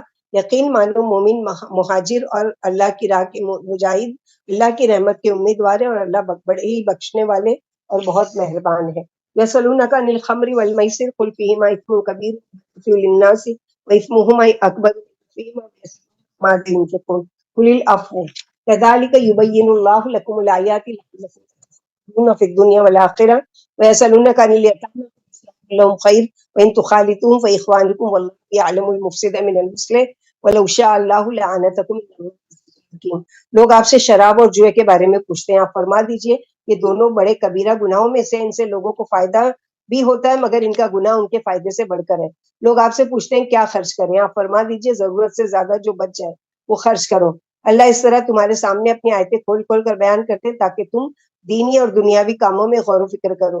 لوگ آپ سے یتیموں کے بارے میں پوچھتے ہیں، آپ فرما دیجئے ان کی اصلاح، اگر تم ان سے مل جل کر رہو تو تمہارے بھائی، اللہ بدنیت اور نیک نیت شخص کو جانتے ہیں، اگر وہ چاہتے تو تمہیں تکلیف میں ڈال دیتے لیکن وہ بڑے غلبے کی حکمت والے ہیں۔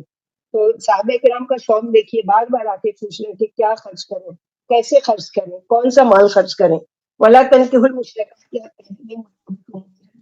مشرکتی ولو عجبتکم ولا تنكحوا المشركين حتى يؤمنوا وكل مؤمن خير من مشرك ولو أعجبكم أولئك يدعون إلى النار والله يدعو إلى الجنة والمغفرة بإذنه ويبين آياته للناس لعلهم يتذكرون۔ اور مشرک عورتوں سے جب تک تو وہ ایمان نہ لائے نکاح مت کرو، ایمان والی لونڈی مشرک آزاد عورت سے کہیں زیادہ بہتر ہے اگرچہ وہ تمہیں اچھی لگتی ہو، اور مشرک مردوں سے نکاح نہ کر کے دو جب تک کہ وہ ایمان نہ لے آئے۔ جان لو یقیناً ایک مومن غلام مشرک آزاد سے بہتر ہے، وہ تمہیں بہت اچھا لگتا ہے۔ یہ لوگ جہنم کی دعوت دیتے اور اللہ تمہیں اپنے حکم سے جنت اور اپنی بخشش کی طرف بلاتے اور اپنی آیتیں لوگوں کے سامنے کھول کھول کر بیان کرتے تاکہ وہ نصیحت حاصل کریں۔ تو یہاں پر کیا حکم دیا جا رہا ہے کہ نہ کوئی مسلمان لڑکا یا لڑکی کسی مشرک اور لڑکی یا لڑکی سے نکاح نہیں کر سکتا یہاں تک کہ وہ ایمان لائے۔ اس سے بہتر کوئی غریب مسکین لڑکی یا لڑکا ہے، وہ بہتر ہے کسی بڑے پیسے والا اور بڑے اسٹیٹس والا اور بڑے وہ والا، لیکن وہ شرک والا ہے، اس سے بچنا چاہیے۔ وَيَسْأَلُونَكَ عَنِ الْمَحِيضِ قُلْ هُوَ أَذًى فَاعْتَزِلُوا النِّسَاءَ فِي الْمَحِيضِ وَلَا تَقْرَبُوهُنَّ حَتَّى يَطْهُرْنَ فَإِذَا تَطَهَّرْنَ فَأْتُوهُنَّ مِنْ حَيْثُ أَمَرَكُمُ اللَّهُ إِنَّ اللَّهَ يُحِبُّ التَّوَّابِينَ وَيُحِبُّ الْمُتَطَهِّرِينَ نِسَاؤُكُمْ حَرْثٌ لَكُمْ فَأْتُوا حَرْثَكُمْ أَنَّ شِئْتُمْ وَقَدِّمُوا لِأَنفُسِكُمْ وَاتَّقُوا اللَّهَ وَاعْلَمُوا أَنَّكُم مُّلَاقُوهُ وَبَشِّرِ الْمُؤْمِنِينَ۔ اور لوگ آپ سے حیض کے بارے میں پوچھتے ہیں، آپ فرما دیجئے کہ حیض ایک گندگی ہے، لہٰذا حیض کی حالت میں عورتوں سے الگ رہو اور ان کے پاس بھی نہ جاؤ جب تک کہ وہ پاک نہ ہو جائے۔ تو ان کے پاس جاؤ جس جگہ اللہ نے تمہیں اجازت دی ہے، اور اللہ کثرت سے توبہ کرنے والوں کو اور پاک رہنے والوں کو پسند فرماتے ہیں۔ تمہاری عورتیں تمہاری کھیتیاں ہیں، لہٰذا اپنی کھیتیوں میں جس طرح چاہو اور اپنے نفسوں کے لیے آگے روانہ کرو، اللہ سے ڈرتے رہو اور یقین جانو تمہیں اس سے ضرور ملنا ہے۔ تو گندگی کی حالت میں بیویوں سے مباشرت کرنا منع کر دیا گیا ہے، حرام ہے۔ اور شادی کا مقصد کیا ہے کہ آگے اولاد کی نسل کی یعنی وہ آگے بڑھانا اور اس کی نسل کو چلانا، اس کا مقصد صرف انجوائمنٹ کے لیے نہیں نکاح کرنا ہے، شادی کرنا ہے، بلکہ اس کے علاوہ بھی کیا ہے کہ اولاد کا حصول، یعنی جیسے کہ اللہ کے نبی صلی اللہ علیہ وسلم نے فرمایا کہ قیامت کے دن میں تم پر فخر کروں گا میری امت کی ذاتی پر۔ تو اس سے کیا پتہ چلتا ہے کہ اولاد کا حصول مقصد ہونا چاہیے نکاح کے لیے، نہیں کہ ہم جاب کر رہے ہیں تو بچے نہیں ہوں گے، اور ہم یہ کر لیں تو بچے نہیں ہوں گے، اور بچے نہیں چاہیے ابھی اور یہ وہ۔ تو یاد رکھیے اللہ تعالیٰ کے قانون میں یعنی مداخلت کرنا ہے۔ اور بعض لوگوں کو ایسا بھی دیکھا گیا کہ جب نہیں چاہیے نہیں چاہیے نہیں چاہیے کر کے جب ان لوگوں نے چاہا تب اللہ نے نہیں چاہا ان کے لیے۔ تو ایسے برا وقت آنے سے پہلے اگر یہ نعمت اللہ تعالیٰ دے رہے ہیں تو اس کو خوشی سے قبول کرنا چاہیے۔ وَلَا تَجْعَلُوا اللَّهَ عُقْدَةً لِأَيْمَانِكُمْ أَن تَبَرُّوا وَتَتَّقُوا وَتُصْلِحُوا بَيْنَ النَّاسِ وَاللَّهُ سَمِيعٌ عَلِيمٌ لَا يُؤَاخِذُكُمُ اللَّهُ بِاللَّغْوِ فِي أَيْمَانِكُمْ وَلَٰكِن يُؤَاخِذُكُم بِمَا كَسَبَتْ قُلُوبُكُمْ وَاللَّهُ غَفُورٌ حَلِيمٌ۔ اور اللہ کو اپنی قسموں کا نشانہ نہ بناؤ کہ تم نیکیوں کو، تقوی کو اور لوگوں کی اصلاح کو چھوڑ بیٹھو۔ اللہ خوب سننے اور جاننے والے، اللہ تمہیں تمہاری کچی اور لغو قسموں پر نہیں پکڑیں گے، پکڑ تو تمہارے دلوں کے افعال پر ہوگی، اور اللہ بڑی بخشش کرنے والے اور انتہائی مہربانی۔ یعنی یہ قسم کھا بیٹھو میں فلاں سے تو آج سے بات ہی نہیں کروں گی، اللہ کی قسم، اور اس سے تو میں ملوں گی ہی نہیں، اس کی شکل بھی نہیں دیکھوں گی۔ تو اگر ایسی قسمیں کھا لیے ہیں تو قسم کو توڑو، قسم کا کفارہ ادا کرو، 10 مسکین کو کھانا کھلاؤ، 10 دن کے روزے 10 مسکین کو کھانا کھلاؤ، 10 مسکین کو یا تو کپڑا پہناؤ یا 3 دن کے روزے رکھ لو، لیکن قسم توڑ دو اگر غلط چیز کی قسم کھائیے، اور اللہ کے سوا کسی اور کی قسم نہیں کھانا ہے. میرے بچے کی قسم، تیرے سر کی قسم، میری روزی کی قسم، قرآن کی قسم، اس کی قسم، اس کی، کسی کی نہیں، صرف اور صرف اللہ کی قسم. اور وہ بھی عادت نہیں بنا لینا ہے، بلکہ مجبوراً اگر کوئی آپ کی بات کا اعتبار نہیں کر رہا ہے تو اللہ کی قسم میں نے یہ کیا ہے. للذین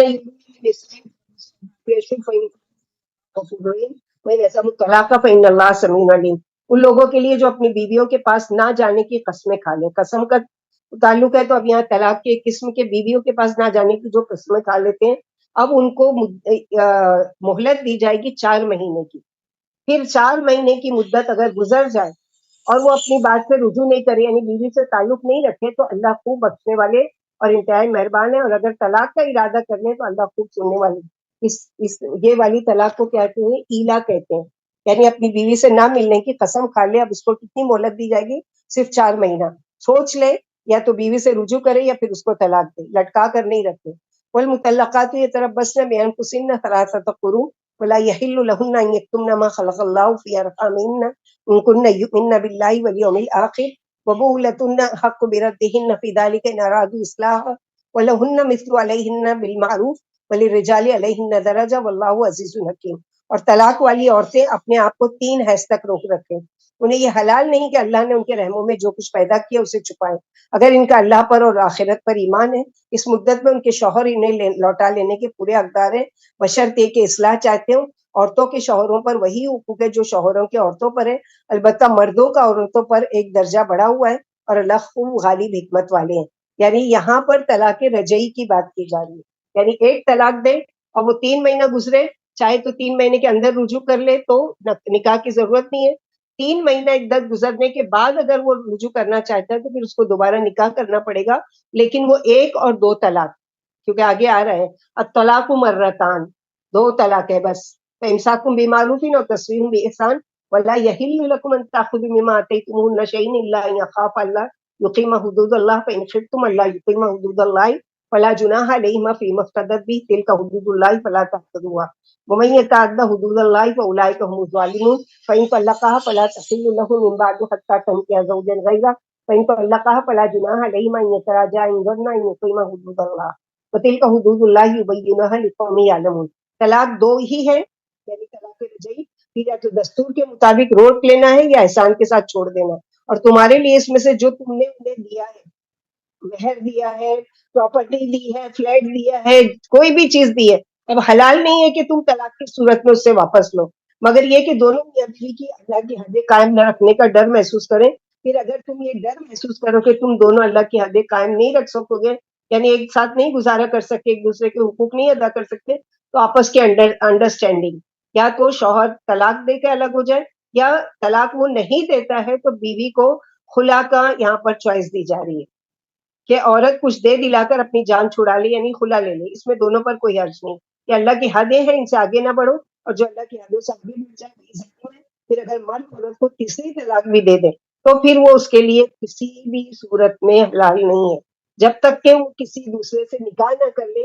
پھر اگر وہ دوسرا شوہر اسے طلاق دے دے یا وہ فوت ہو جاتا ہے تو دونوں کے رجوع کرنے میں کوئی حرج نہیں، بشرطے کہ انہیں یقین ہو کہ وہ اللہ کی حدیں قائم رکھیں. یا اللہ کی حدیں علم والوں کے لیے بیان کرتے ہیں. یہاں پر بتایا جا رہا ہے حلالہ کے بارے میں کہ وہ حلالہ جو ہمارے وہاں فیمس ہے، ہم ہے کہ شوہر غصے کی حالت میں طلاق دے دیا، اب کسی کسٹمر کو ڈھونڈ کر لے کر آتے جو میری بیوی سے کے لیے نکاح کرے اور پھر اس کو طلاق دے دے، پھر وہ عدت گزارے اور پھر میں نکاح کروں، تو یاد رکھیں یہ حرام ہے. آپشن کیا ہے کہ خود بخود اس کی طلاق ہو جاتی ہے بیوی کی، اب وہ کسی اور سے شادی کرتی ہے، وہ شوہر خود اپنی مرضی سے طلاق دیتا ہے، یا وہ فوت ہو جاتا ہے تو فوت ہونے کی صورت میں 4 مہینہ 10 دن، اور اگر طلاق دے رہا ہے تو 3 مہینے کی عدت گزارنے کے بعد اب یہ پہلے شوہر کے لیے حلال ہے.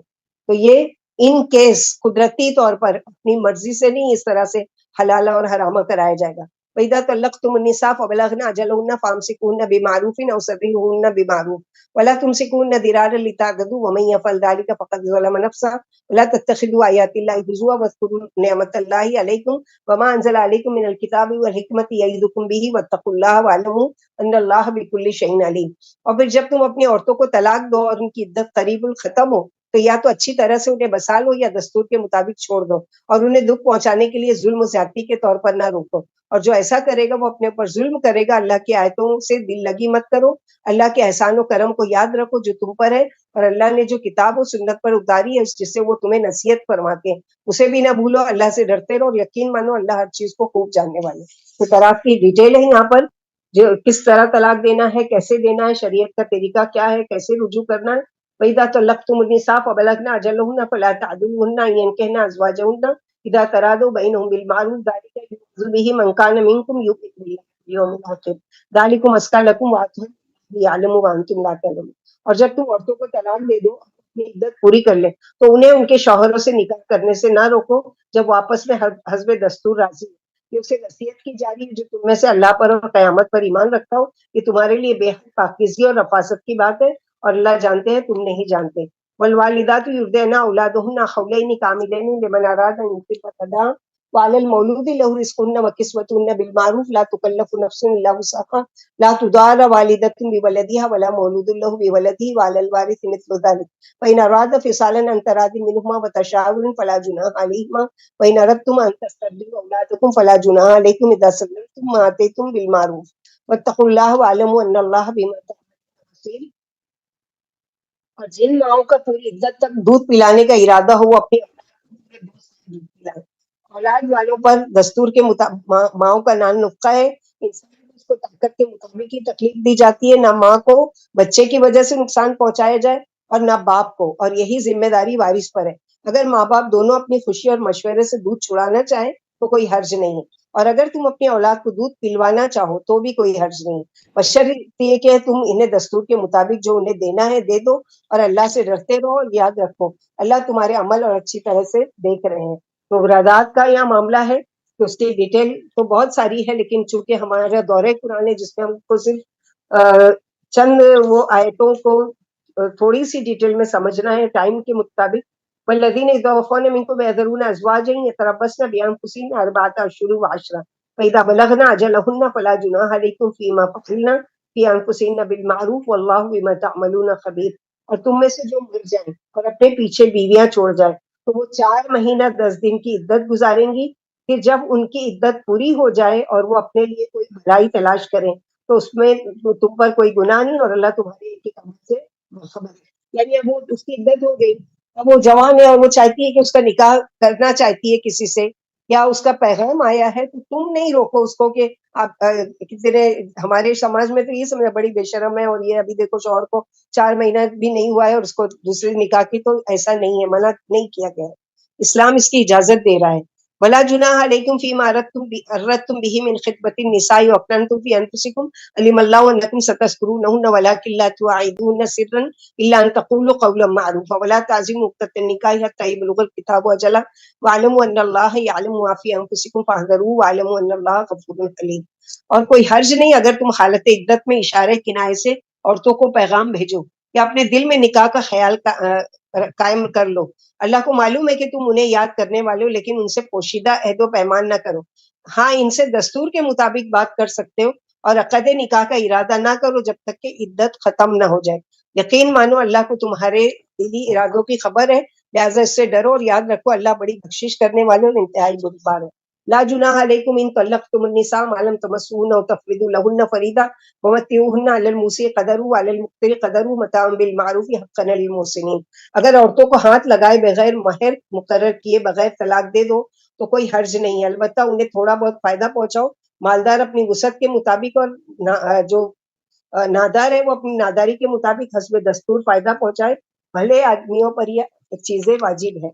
وَإِن طَلَّقْتُمُوهُنَّ مِن قَبْلِ أَن تَمَسُّوهُنَّ وَقَدْ فَرَضْتُمْ لَهُنَّ فَرِيضَةً فَنِصْفُ مَا فَرَضْتُمْ إِلَّا أَن يَعْفُونَ أَوْ يَعْفُوَ الَّذِي بِيَدِهِ عُقْدَةُ النِّكَاحِ وَأَن تَعْفُوا أَقْرَبُ لِلتَّقْوَىٰ وَلَا تَنسَوُا الْفَضْلَ بَيْنَكُمْ إِنَّ اللَّهَ بِمَا تَعْمَلُونَ بَصِيرٌ۔ اگر تم عورتوں کو خلوت سے پہلے طلاق دے دو اور تم اس کا مہر بھی مقرر کر چکے ہو، تمہارے مقررہ شدہ مہر کا آدھا مہر لازم آئے گا اگر وہ معاف کر دیں، یا وہ معاف کر دیں جس کے ہاتھ میں نکاح کی گرہ ہے تو اور بات ہے، اور تمہارا معاف کر دینا تقوی سے قریب تر ہے، اور باہمی فضیلت نہ بھولو، یاد رکھو اللہ تمہارے اعمال خوب دیکھ رہے ہیں۔ حافظوا علی الصلوات والصلاۃ الوسطی وقوموا للہ قانتین فإن خفتم فرجالا أو ركبانا فإذا أمنتم فاذكروا الله كما علمكم ما لم تكونوا تعلمون۔ نمازوں کی پابندی کرو، خصوصاً درمیانی نماز کی، اور اللہ کے سامنے ادب سے کھڑے رہو، کھڑے رہا کرو، اگر تمہیں ڈر ہو تو چلتے چلتے یا سواریوں پر بھی نماز پڑھ لیا کرو، پھر جب بے خوف ہو جاؤ تو اللہ کا ذکر کرو، اللہ نے تمہیں وہ باتیں سکھائیں جنہیں تم جانتے بھی نہیں تھے۔ تو نمازوں کی حفاظت، اور خاص طور پر وسطی یعنی بعض نے کہا کہ اثر کی نماز، بعض نے الگ الگ کہا ہے، تو ایک ایک نماز کی حفاظت کی یہاں پر بتایا جا رہا ہے کہ کس قدر قیمتی ہے اللہ کے نزدیک۔ والذین یتوفون منکم ویذرون ازواجا وصیۃ لازواجہم متاعا الی الحول غیر اخراج فإن خرجنا فلا جناح علیکم فیما فعلن فی انفسہن من معروف واللہ عزیز حکیم وللمطلقات متاع بالمعروف حقا علی المتقین کذالک یبین اللہ لکم آیاتہ لعلکم تعقلون۔ اور تم میں سے جو مر جائیں اور بیویاں چھوڑ جائیں وہ وصیت کر جائیں کہ ان کی بیویاں 1 سال تک فائدہ اٹھائیں اور انہیں کوئی گھر سے باہر نہ نکالے، اگر وہ اپنی خوشی سے چلی جاتی ہیں تو ان پر کوئی گناہ نہیں، اگر انہوں نے اپنے لیے اچھائی کی ہے، اللہ بڑا غالب اور حکمت والے ہیں۔ طلاق والی عورتوں کو دستور کے مطابق فائدہ اٹھانا ہے، یہ بات پرہیزگاروں پر لازم ہے۔ اللہ اسی طرح تمہارے سامنے اپنی آیتیں کھول کھول کر بیان فرماتے ہیں تاکہ تم سمجھ سے کام لو۔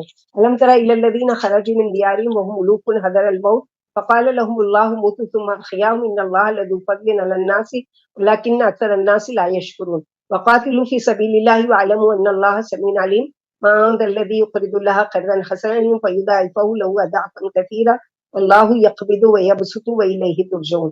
کیا تمہیں وہ لوگ معلوم نہیں جو ہزاروں کی تعداد میں موت کے ڈر سے اپنے گھروں سے نکل آئے، پھر اللہ نے انہیں مر جانے کا حکم دیا، پھر انہیں زندہ کر دیا۔ اللہ لوگوں پر بڑے فضل کرم والے، لیکن اکثر لوگ احسان فراموش ہوتے ہیں۔ تم اللہ کی راہ میں جہاد کرتے رہو اور یقین مانو کہ اللہ خوب سننے اور خوب جاننے والے ہیں۔ کوئی جو اللہ کو اچھا قرض دے اور وہ اس کے لیے خوب بڑا چڑھا کر دیں گے، اللہ ہی تنگی میں وہی اسی کے پاس تم سب کا لوٹ کر جانا ہے۔ وَلَمْ تَرَ إِلَى الْمَلَإِ مِنْ بَنِي إِسْرَائِيلَ مِنْ بَعْدِ مُوسَىٰ إِذْ قَالُوا لِنَبِيٍّ لَهُمْ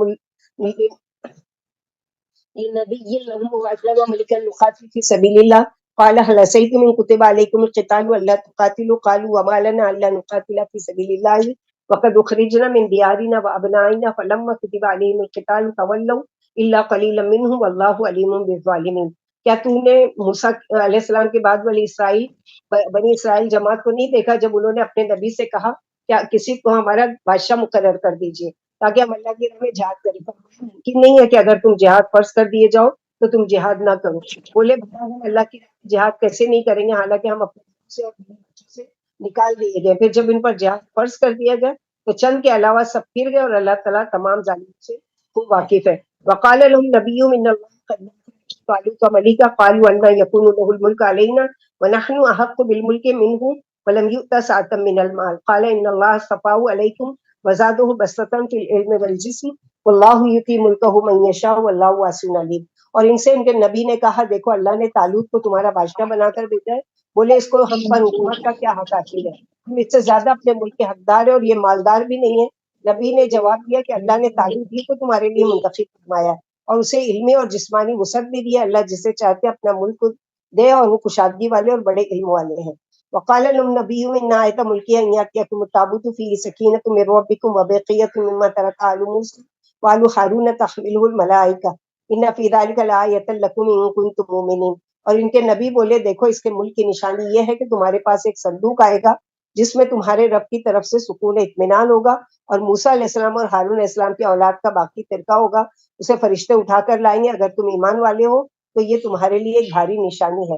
فلما فصل طالوت بالجنود قال ان اللہ مبتلیکم بنہر فمن شرب منه فلیس منی ومن لم یطعمه فانه منی الا من اغترف غرفة بيده فشربوا منه الا قليلا منهم فلما جاوزه هو والذين آمنوا معه قالوا لا طاقة لنا اليوم بجالوت وجنوده قال الذين يظنون انهم ملاقو الله كم من فئة قليلة غلبت فئة كثيرة بإذن الله والله مع الصابرين۔ پھر جب طالوت لشکر لے کر نکلا تو بولا دیکھو اللہ تمہیں ایک نہر سے آزمانے والا ہے، جو اس میں سے پانی پی لے گا وہ میرا نہیں اور جو اسے نہ چکھے گا وہ میرا۔ مگر جس نے اپنے ہاتھ سے ایک چلو بھر پی لیا تو خیر، لیکن چند اشخاص کے سوا سب نے اس میں سے پانی پی لیا۔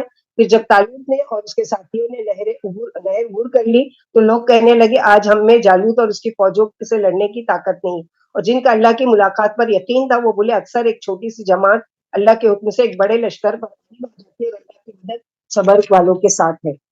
ولما برزوا لجالوت وجنوده قالوا ربنا افرغ علينا صبرا وثبت اقدامنا وانصرنا على القوم الكافرين فهزموهم باذن الله وقتل داود جالوت الملك والحكمة وعلمه مما يشاء ولولا دفع الله الناس بعضهم ببعض لفسدت الارض ولكن الله ذو فضل على العالمين تلك آیات اللہ نتلوها علیک بالحق وانک لمن المرسلین۔ اور جب یہ لوگ جالوت اور اس کی فوج کے مقابلے پر آئے تو دعا مانگی، اے ہمارے رب ہمیں صبر عطا فرما، ہمارے قدم جما اور ہم کافروں پر ہماری مدد فرما۔